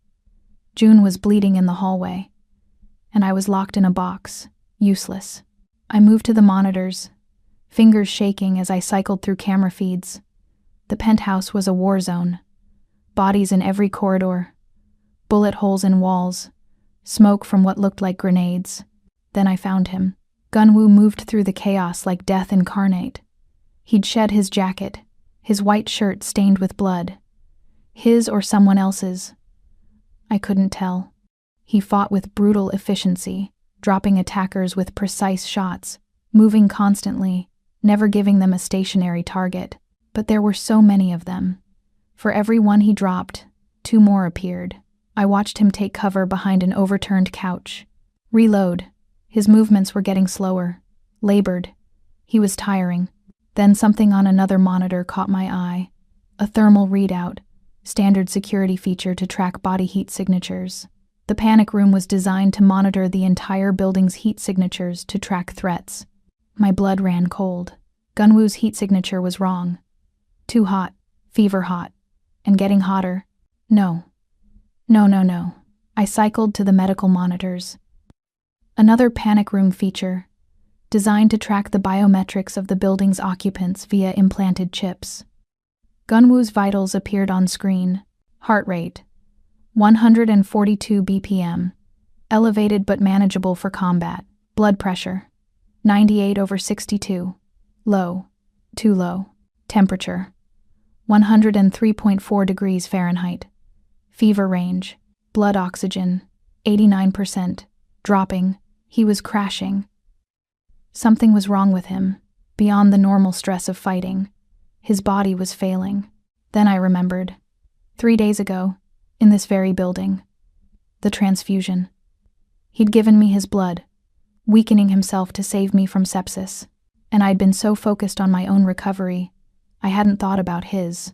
You couldn't give that much blood and bounce back in 3 days. The body needed weeks to replenish. Red blood cells, plasma, clotting factors. All of it took time to regenerate. Time Gunwoo hadn't had before his father's attack. He was fighting on an empty tank. His body was consuming itself to function. I watched him stumble on the monitor, catch himself, fire again. But his aim was off. His movements uncoordinated. Hypovolemic shock. The medical diagnosis came automatically, my training kicking in even through my panic. He was going into shock from blood loss and stress combined. If he didn't get a transfusion soon, his organs would start shutting down. And the only person in this building with compatible blood was locked in a panic room. I ran to the door, pounding on the reinforced steel. Let me out. Open the door.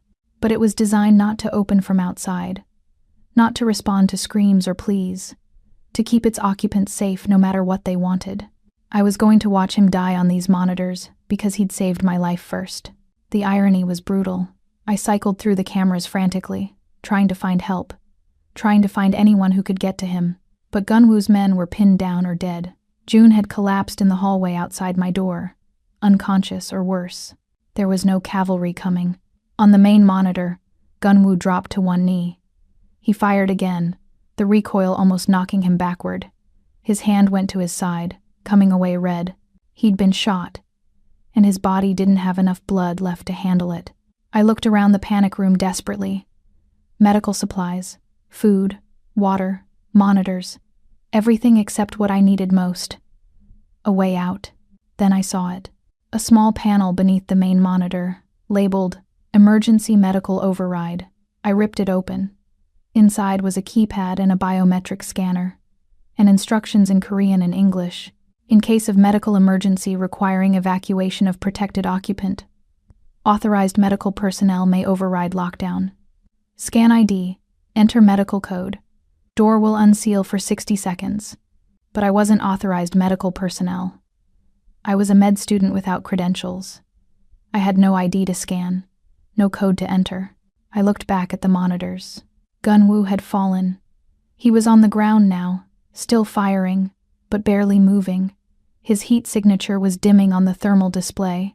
He was dying, because he'd saved me, because he'd given me his blood when I needed it, never thinking about what would happen if he needed it back. My eyes fell on the medical supplies. IV bags. Whole blood units labeled with his blood type, AB negative, RH null variant. His own blood, stored for exactly this scenario. But the blood was in here, and he was out there, dying. Unless, I looked down at my arm. At the faint marks from where I'd been hooked to IVs for days. At the veins that carried blood he'd given me, blood that his body had created. Blood that matched his type perfectly because it came from him. I'd been a donor for 8 months. I knew exactly how to set up a transfusion, how to find a vein, how to prevent infection, how to keep someone alive with nothing but tubes and gravity. But first, I needed to get to him. I turned back to the biometric scanner, pressed my palm to it. Access denied. Unknown user. I tried again, searching the panel for any other option. A maintenance code, an emergency bypass, anything. Nothing. On the monitor, Gunwoo had stopped moving. His eyes were closed, his chest barely rising. He was seconds from unconsciousness, minutes from death, and I was locked in a room that he'd built to protect me. Built so well that it might kill him. I screamed. Rage and frustration and helplessness tearing from my throat.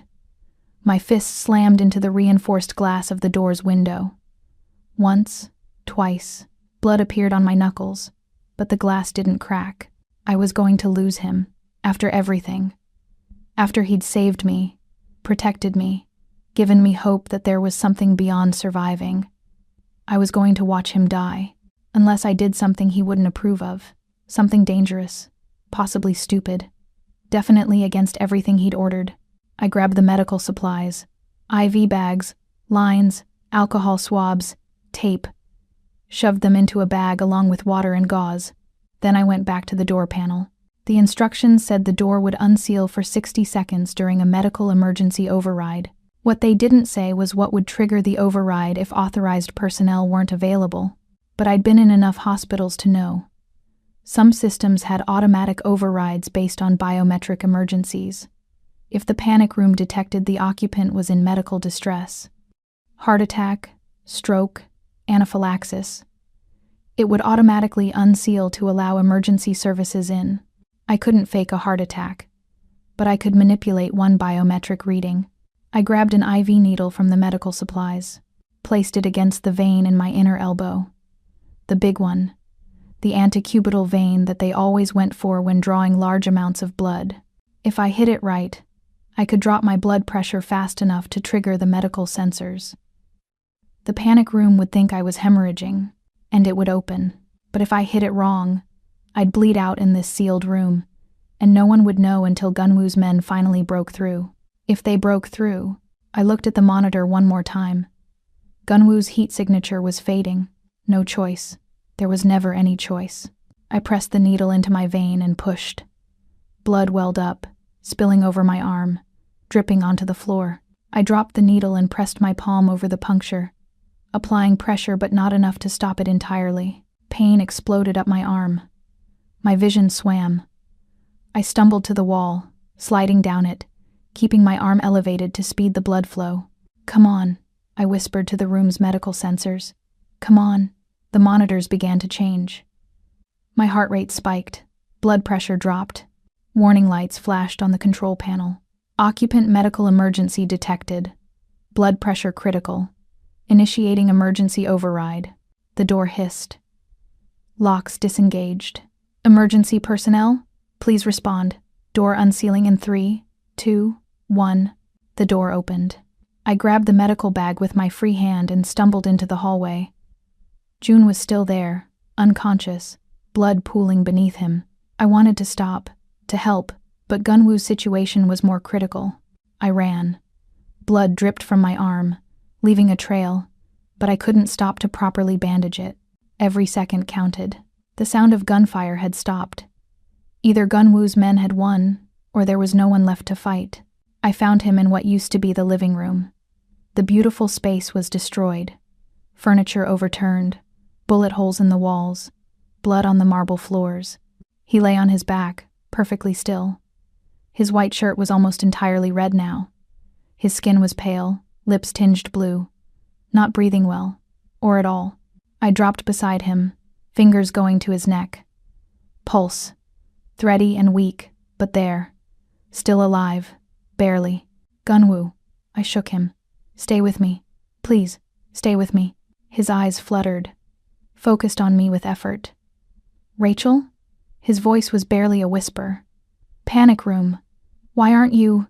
Shut up. I was already tearing open his shirt, looking for the wound. Found it. Left side, just below his ribs, bleeding steadily. You're going into hypovolemic shock. You need blood. Now. No hospitals. He tried to push my hands away.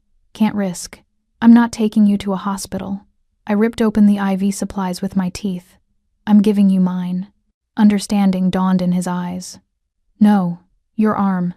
You're bleeding. You can't. Watch me. I tied the tourniquet around my upper arm with one hand and my teeth, found the vein, and inserted the IV needle. My hands shook, but held steady enough. Blood flowed into the tube. Dark red, healthy. His blood that I'd been carrying in my veins for days. Then I found his vein, inserted the second needle, and connected the line. His blood, given back to him. A closed loop of survival. This is insane, he whispered. You'll kill yourself. You gave me your blood when I needed it. I pressed gauze to his wound, applying pressure to slow the bleeding. Now I'm giving it back. Fair trade. His hand found mine where it pressed against his side. You're impossible. You're one to talk. I watched the blood flow through the clear tube, from my arm to his. You knowingly walked into a fight 3 days after donating a pint of blood. What did you think would happen? I thought. He coughed, and blood flecked his lips. I'd win faster. Despite everything, I laughed. The sound was half hysteria. You're dying, and you're making jokes. If I'm dying, his fingers tightened on mine. At least it's looking at you. The words hit something in my chest. Something I'd been trying to ignore since he'd caught me in Grand Central. Since he'd fed me soup and looked at my branded face with fury instead of pity. Since he'd called me family and meant it. You're not dying, I said firmly. I won't let you. His eyes were starting to unfocus. The transfusion was working, but not fast enough. He needed more blood than I could safely give. Needed proper treatment. Needed... Rachel. His voice was fading. Promise me, if I don't... No. I pressed harder on his wound. Don't you dare. Don't you dare leave me. Promise me you'll finish it. Destroy the circle. Free the others. His breathing was shallow. Promise. I promise. Tears blurred my vision. But you're going to be there to help me. You're not checking out. You don't get to save me and then die. That's not how this works. How does it work? His eyes held mine, and despite the pain, despite the fading, there was something almost tender in his gaze. You live. My voice cracked. You survive this, and then we burn it all down together, the way you promised. His thumb traced over my knuckles. Together, I repeated. His eyes closed. His breathing steadied slightly. The transfusion was working. His body was fighting. I just needed to keep him stable until help arrived. I looked around the destroyed room. Where was everyone? Where were his men? Then I heard it. Footsteps. Multiple sets. Heavy boots on marble. I grabbed Gunwoo's gun from where it had fallen beside him. I'd never fired a weapon in my life, but I'd seen enough movies. Point. Pull trigger. Protect. The footsteps got closer. I raised the gun toward the doorway, my hands shaking but determined. If they wanted to finish him, they'd have to go through me first. The figure that appeared in the doorway wasn't wearing tactical gear, just a dark suit, now rumpled and torn, blood on his sleeve, but standing, alive. June, Miss Rachel, he took in the scene. Me, with an IV line running from my arm to Gunwoo's, the gun in my free hand, the blood everywhere. The building is secure. The chairman's men are dead or captured. I lowered the gun. Gunwoo needs a doctor. He's been shot, and he's in hypovolemic shock. I'm transfusing, but it's not enough. He needs proper medical attention. June was already pulling out his phone. Dr. Han is on his way. ETA 5 minutes. He moved closer, assessing Gunwoo's condition with professional efficiency. You saved his life. He saved mine first. I kept pressure on the wound. This just makes us even. No. June's voice was quiet. This makes you family. True family. The kind that bleeds for each other. I looked down at Gunwoo's pale face, at the tube connecting my blood to his veins, at the way his fingers still held mine even in unconsciousness. Family. Maybe June was right. Maybe I'd found something in this violent, dangerous world that I'd never had before. A reason to fight. A reason to survive. A reason to burn down everyone who'd ever hurt us, and stand in the ashes together. Dr. Han arrived in a whirlwind of efficiency. He took one look at my improvised transfusion and nodded approval before setting up proper medical equipment. You may have just saved his life, he said as he worked. And possibly killed yourself in the process. How much blood have you given him? I looked at the IV bag I'd been monitoring. Maybe half a pint. Not enough to be dangerous. Combined with your earlier wound.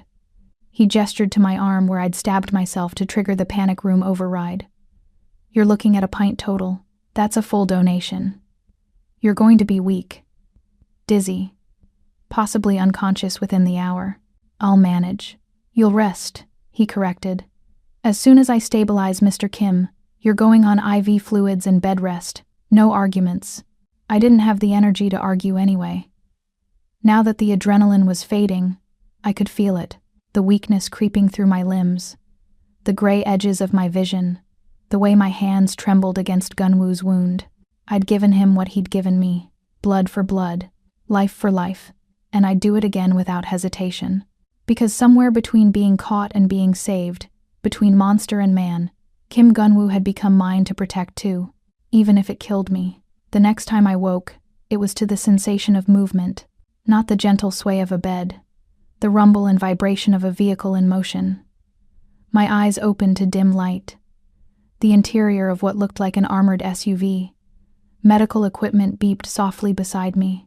An IV line ran into my arm, and Gunwoo sat across from me, looking pale but alive, awake, watching me with dark eyes that held something I couldn't quite read. You're supposed to be resting, I managed, my voice rough. So are you. His smile was faint. Yet here we are, both of us terrible patients.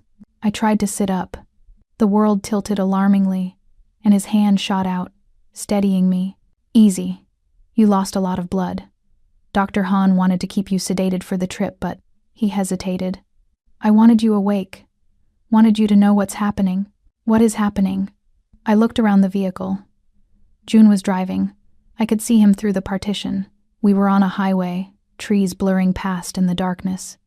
Where are we going? Somewhere safe. Gunwoo's hand remained on my shoulder, warm and grounding. The penthouse is compromised. My father knew the security codes, the layout, everything. It's no longer defensible. So we're running? We're regrouping.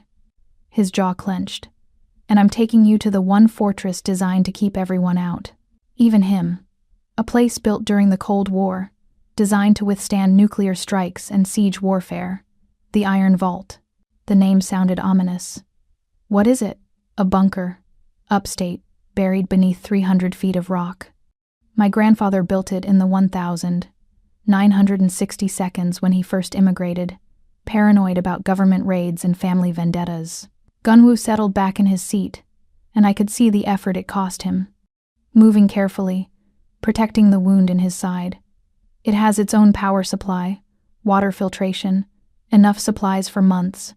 Once we're inside, nothing can touch us. What about your men? June, Dr. Han, June is with us. Dr. Han will meet us there. The rest of my organization is scattered, going to ground, securing assets, preparing for full-scale war. His eyes met mine. My father's attack on the penthouse was a declaration. No more shadows, no more subtlety. This is open conflict now. I processed that, my mind still sluggish from blood loss. And the girls? The other vessels from the circle? June's men are extracting them as we speak. Every location Cole gave us, every facility he knew about. By morning, the circle will have no donors left. His voice hardened. And without donors, my father has no way to sustain himself. His leukemia will kill him in weeks. So we wait him out? Let him die slowly? If necessary. Gunwoo's expression was grim, though I'd prefer a more direct approach. But first, you and I both need to heal, and the vault is the only place secure enough to do it. The vehicle turned off the highway, taking smaller roads that wound through dense forest. The city lights had long since disappeared, replaced by the vast darkness of rural New York. Tell me about it, I said, trying to stay awake despite the exhaustion pulling at me. The vault. Gunwoo's expression softened slightly.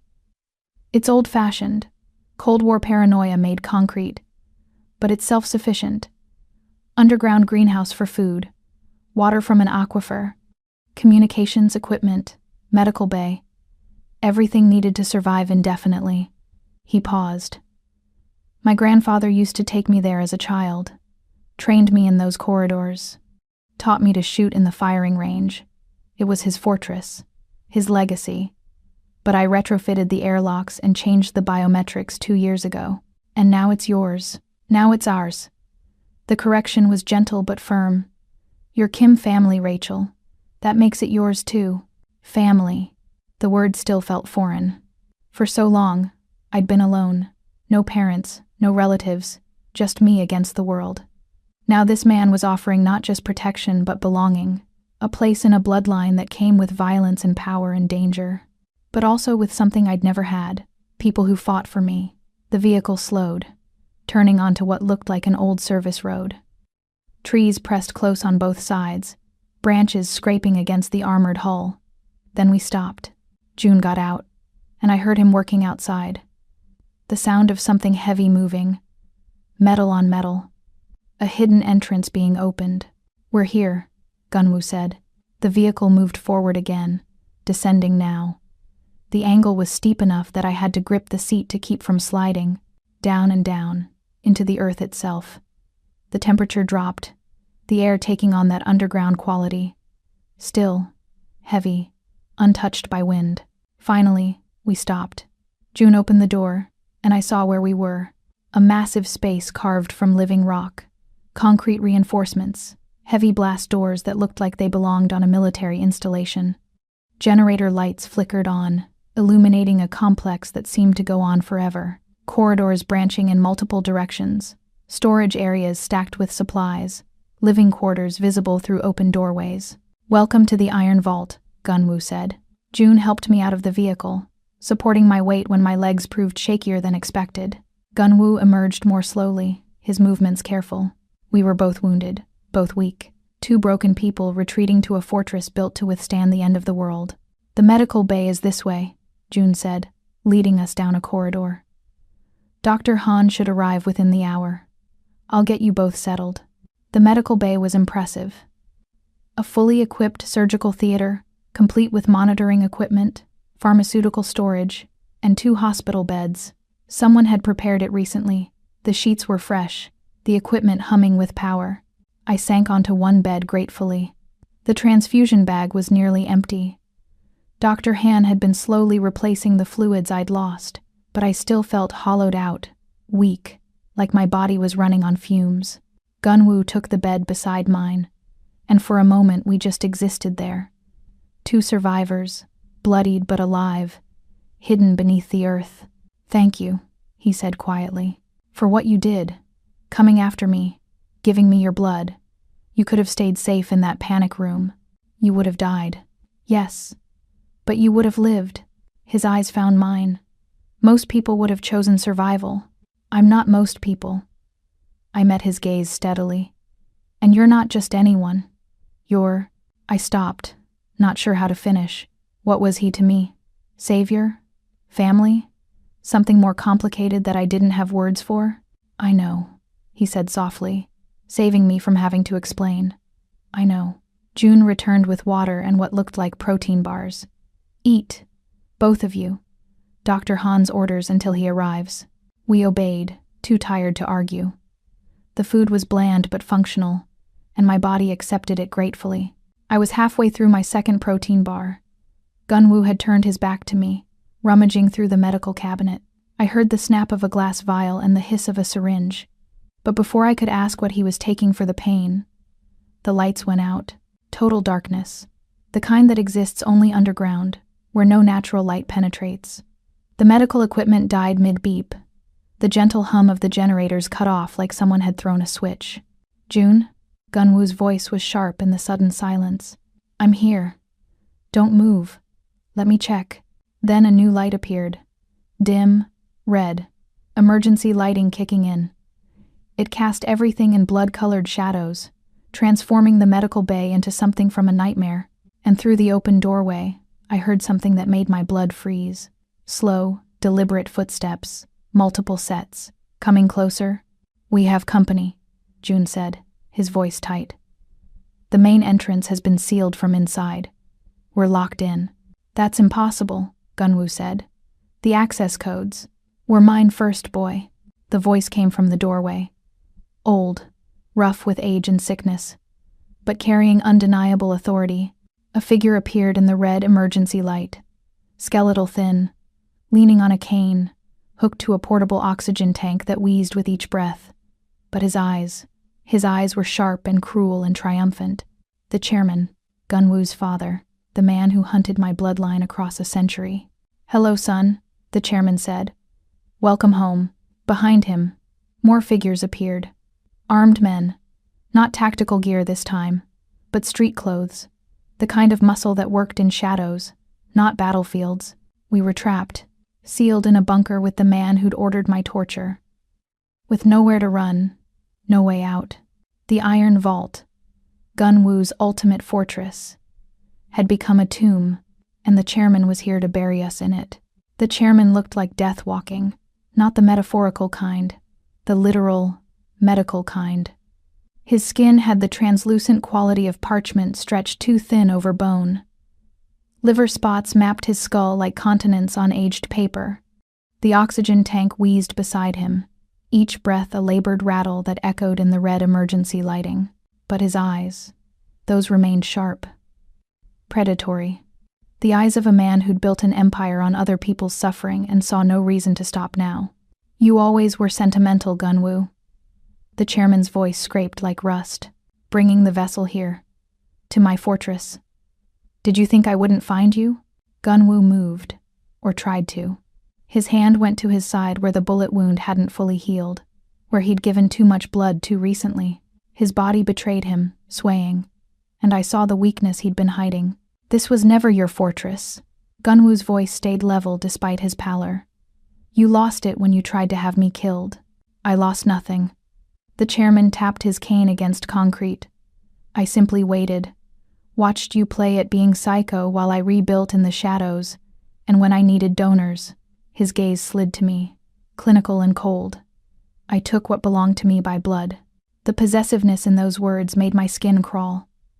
I wasn't a person to him, just a genetic resource, a walking blood bank carrying his family's rare variant. She's not yours. Gunwoo stepped between us, blocking his father's view. She's under my protection. Protection? The chairman laughed. A wet, rattling sound. You can barely stand, boy. That transfusion you gave her weakened you. And now you're in my bunker, surrounded by my men, with nowhere to run. He leaned forward, the oxygen tube swaying. How exactly do you plan to protect anyone? The armed men behind him shifted. 6 of them, weapons drawn but not aimed. Not yet. They watched Gunwoo the way you'd watch a wounded tiger. Dangerous even when dying. I'm offering you a choice. The chairman's tone turned almost reasonable. Give me the girl. Let me take what I need. You walk away. Live to rebuild. Fight another day. And if I refuse, then you both die. Slowly, I'll drain her in front of you. Then I'll hook you up and take everything. Every drop, while you watch her corpse grow cold. His smile was skeletal. I prefer efficiency, but I'm willing to get creative for my disobedient son. The temperature in the bunker seemed to drop. I felt Gunwoo's hand find mine, his fingers wrapping around my wrist. Not possessive, grounding, like he needed to feel my pulse to remember why he was fighting.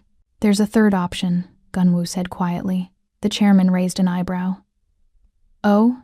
Take me instead. The words fell like stones into water, rippling out, changing everything. No, I jerked forward, but June's hand caught my shoulder, holding me back. Gunwoo, no, I'm healthy, strong. Gunwoo ignored me, his focus entirely on his father. My blood is undiluted, better quality than hers. You said it yourself. Family blood is more potent. Son's blood is better than some distant branch. The chairman studied him, considering. I could see the calculation in those sharp eyes. Weighing options, measuring value. She goes free, Gunwoo continued, unharmed. You give her money, documents, whatever she needs to disappear. In exchange, you get me. Full access, as much blood as you need. Gunwoo, don't. My voice cracked. Don't do this. He turned to me then, crossed the distance between us in 2 strides despite his weakness. His hands framed my face, thumbs tracing my cheekbones with devastating gentleness. Listen to me. His voice dropped to something only I could hear. I've lived with blood on my hands, deaths I ordered, sins I can't wash away. But you, his forehead pressed to mine. You're still good, still clean. You deserve a life beyond this. Not without you. Tears burned my eyes. I didn't survive 8 months just to watch you die. You survived because you're stronger than all of us. His lips brushed my temple. Not quite a kiss, but close enough to feel like goodbye. Now prove it. Live. He whispered something then, so quiet I almost missed it. 2 words in Korean I didn't understand. But the way he said them, like a prayer, like a promise, like a confession, made my heart shatter. Then he turned to the chairman. Do we have a deal? The old man smiled. We have a deal. Gunwoo walked to the medical chair in the center of the room. The same kind of chair that had held me prisoner for months. Sat down, extended his arms across the rests. No restraints needed, he said. I won't fight. The chairman gestured to one of his men.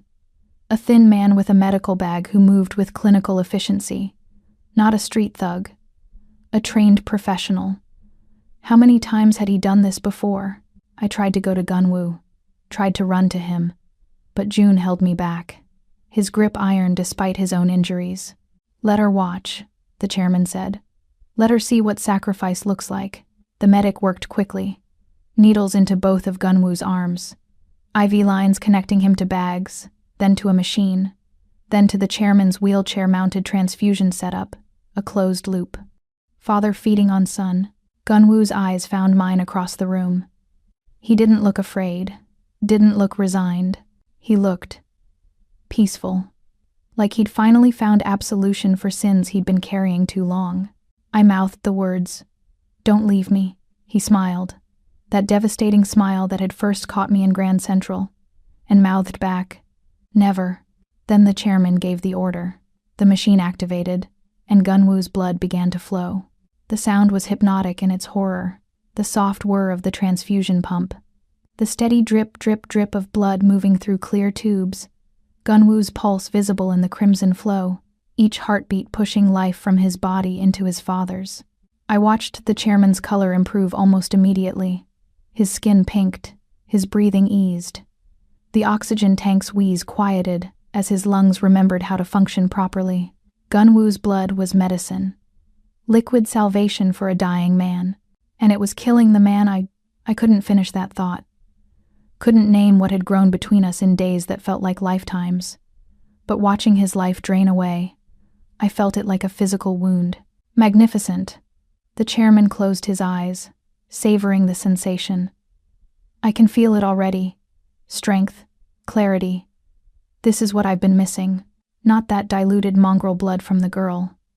Pure Kim blood. Legacy blood.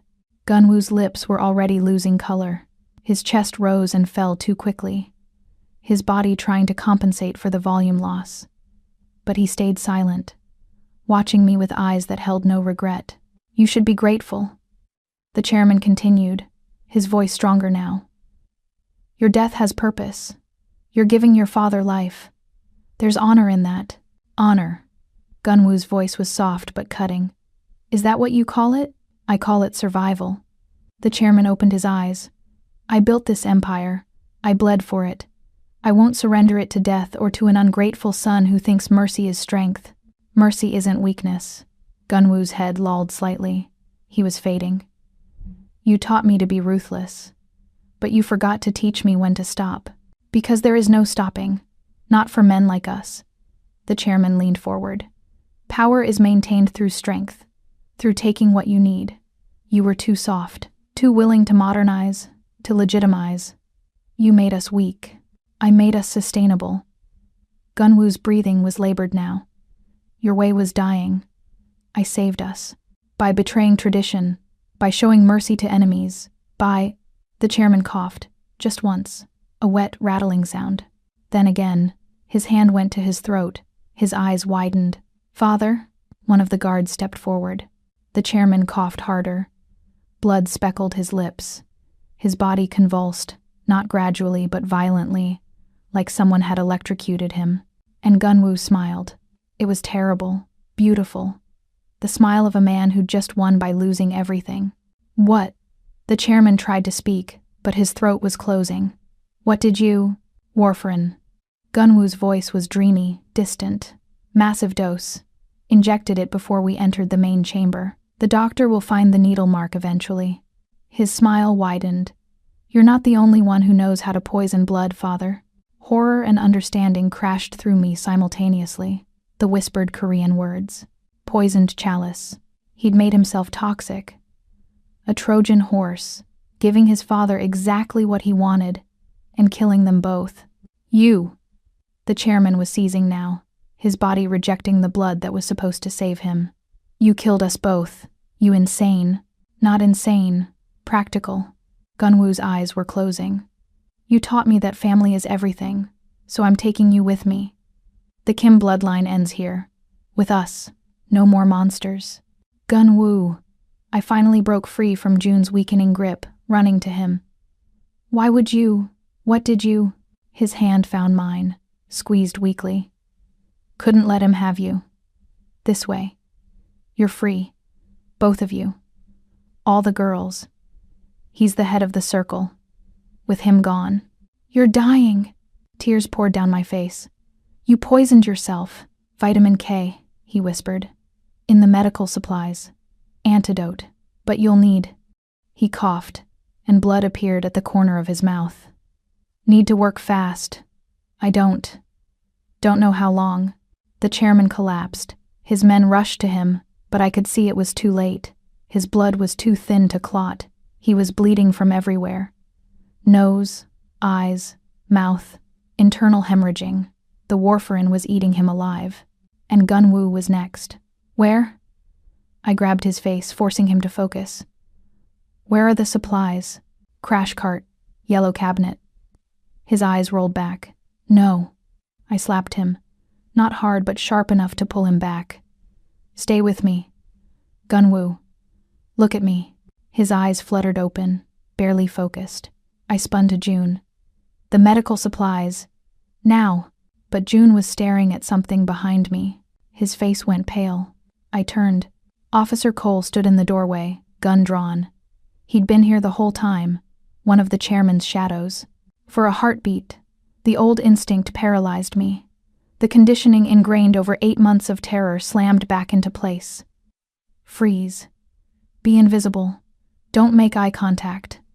I saw the man who had dragged me by the hair into vans, who had laughed while I bled in the back seat, who had reduced my entire existence to a paycheck. He looked at the dying chairman, then at Gunwoo, and finally at me. His expression wasn't fear. It was annoyance. You, he sneered, stepping over a body to advance on me. You ruined everything. The chairman's deal. My retirement. All for a piece of disposable trash.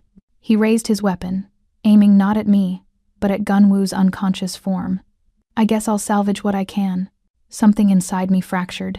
The fear didn't vanish, but it crystallized into something cold and sharp.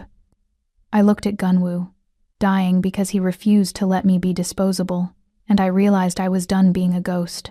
Ghosts didn't bleed. Ghosts didn't fight. But I did. I didn't think about the odds. I looked at the holster of the fallen guard 3 feet away. No, I whispered. Cole's finger tightened on the trigger. I dove. My hand closed around the guard's weapon just as Cole fired. The impact hit my shoulder like a sledgehammer, spinning me around, white-hot agony exploding through my nerves.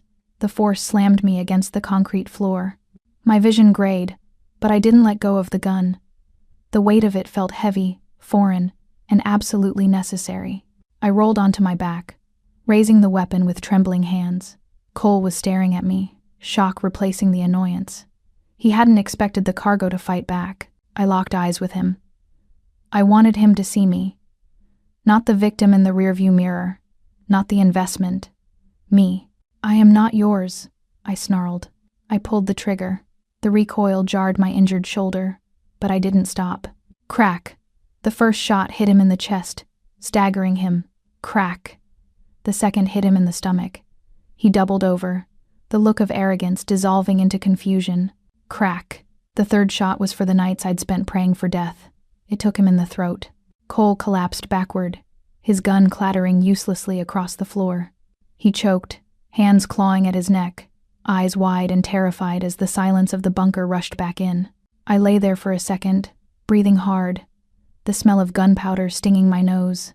I watched the light fade from his eyes and felt a terrifying hollow peace settle in my chest. The gun dropped from my hands with a heavy thud. I looked at it like I'd never seen a weapon before, like someone else had just committed murder. Rachel. Gunwoo's voice pulled me back. The cabinet. Please. Right. Save him first. Process killing a man later. I ran to the yellow cabinet, ripping it open. Medical supplies spilled out. Bandages, sutures, medications. I grabbed everything labeled vitamin K, my med student brain cataloging automatically. Phytonadione, 10 milligrams per milliliter. IV administration for warfarin overdose. Need to calculate dosage based on. No time for calculations. I grabbed the largest vial, a syringe, and ran back to Gunwoo. His lips were blue now. His breathing shallow. Blood was pooling beneath him. Internal bleeding that I couldn't see but knew was happening. The warfarin had thinned his blood too much. He was hemorrhaging everywhere. I found a vein, thank God for clinical rotations, and pushed the vitamin K, fast. Too fast, probably. But he was dying and I couldn't wait for proper drip rates. Stay with me. I pressed my hands to his chest, feeling the weak flutter of his heart. Come on. Come on. Nothing changed. His pulse was weakening. Not enough. I needed more. I looked at the chairman's body, at the transfusion machine still running, still pulling Gunwoo's blood into a corpse. I ripped the tubes out, reversed them, started pushing blood back into Gunwoo from the collection bags. Rachel. June's voice was weak. You can't. That blood is contaminated. It's his blood, I snapped. It's been in these bags for less than 5 minutes. It's still viable. I prayed I was right. Prayed that the warfarin concentration would be lower now. Prayed that the vitamin K would work fast enough. Gunwoo's body convulsed. Once, twice. Then he gasped. A horrible, rattling sound. But he was breathing. His eyes opened. Unfocused. Confused. Rachel, I'm here. I pressed my forehead to his. I'm right here. Stay with me. Behind us, I heard June on the phone, calling for backup, for real medical help. The bunker's doors were opening. Gunwoo's men had finally breached the lockout. Armed figures poured in, sweeping the room. But I didn't move, didn't let go. I just held him, feeling his heartbeat strengthen, watching color return to his lips. He'd tried to die for me, and I'd just killed to save him. We were even now. Blood for blood. Life for life. 6 months later, Winter had returned to Grand Central Terminal. The clock above the information booth still gleamed brass and perfect. The vaulted ceiling still soared overhead, painted with constellations. The marble floors still shone under thousands of footsteps, but I wasn't scrubbing them anymore. I stood beneath the clock, watching the evening rush. Commuters flooded the terminal, purposeful, distracted, alive in the way people are when they don't know how close death walks beside them. I knew.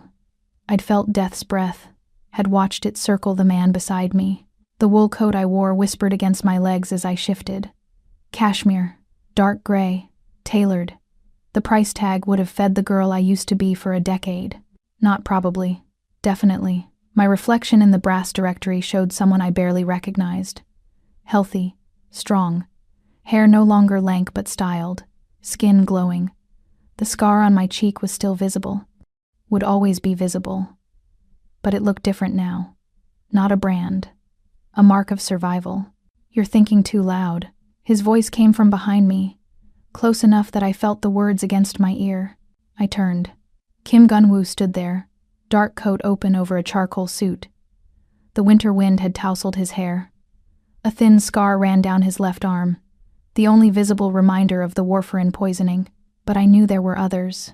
Internal scars, places where his body had almost torn itself apart, places I'd stitched back together with desperation and medical training and something that might have been love. I was thinking about the first time we stood here, I said. You were dying. So were you. I reached up, straightening his collar, an excuse to touch him.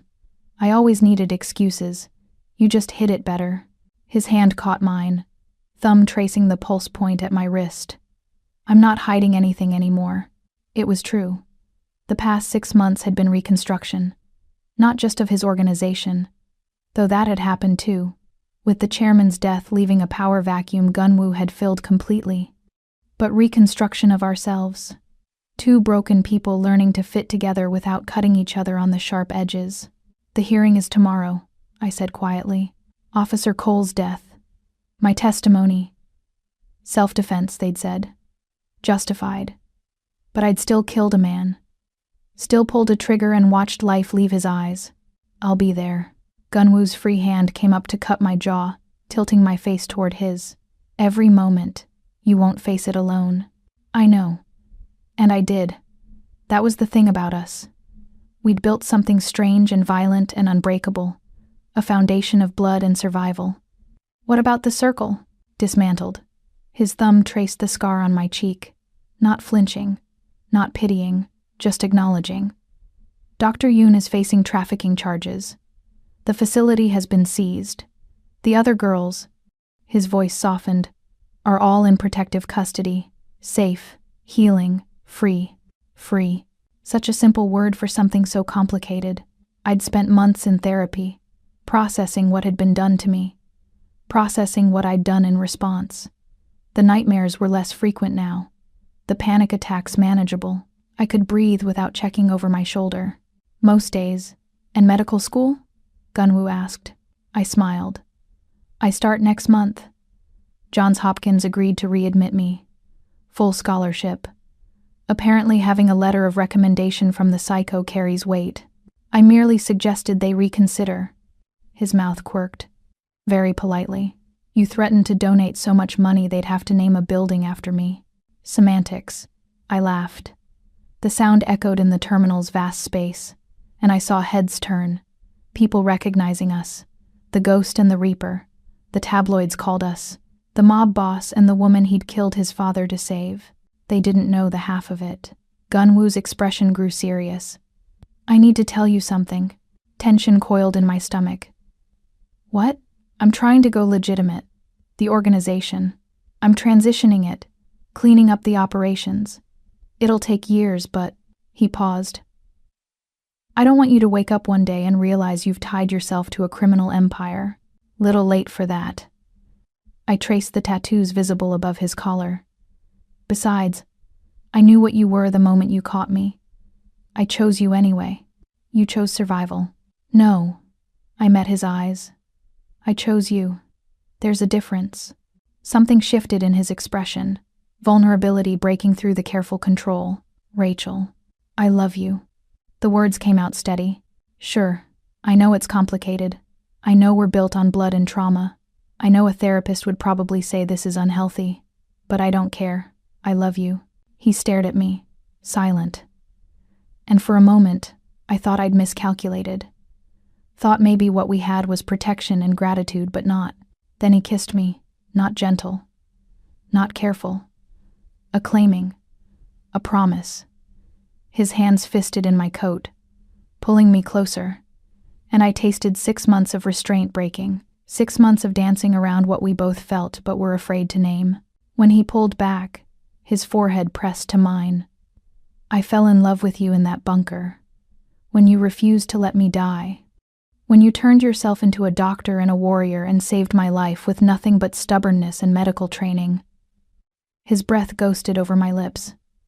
You were magnificent, terrifying. Mine, yours, I agreed. Then softer.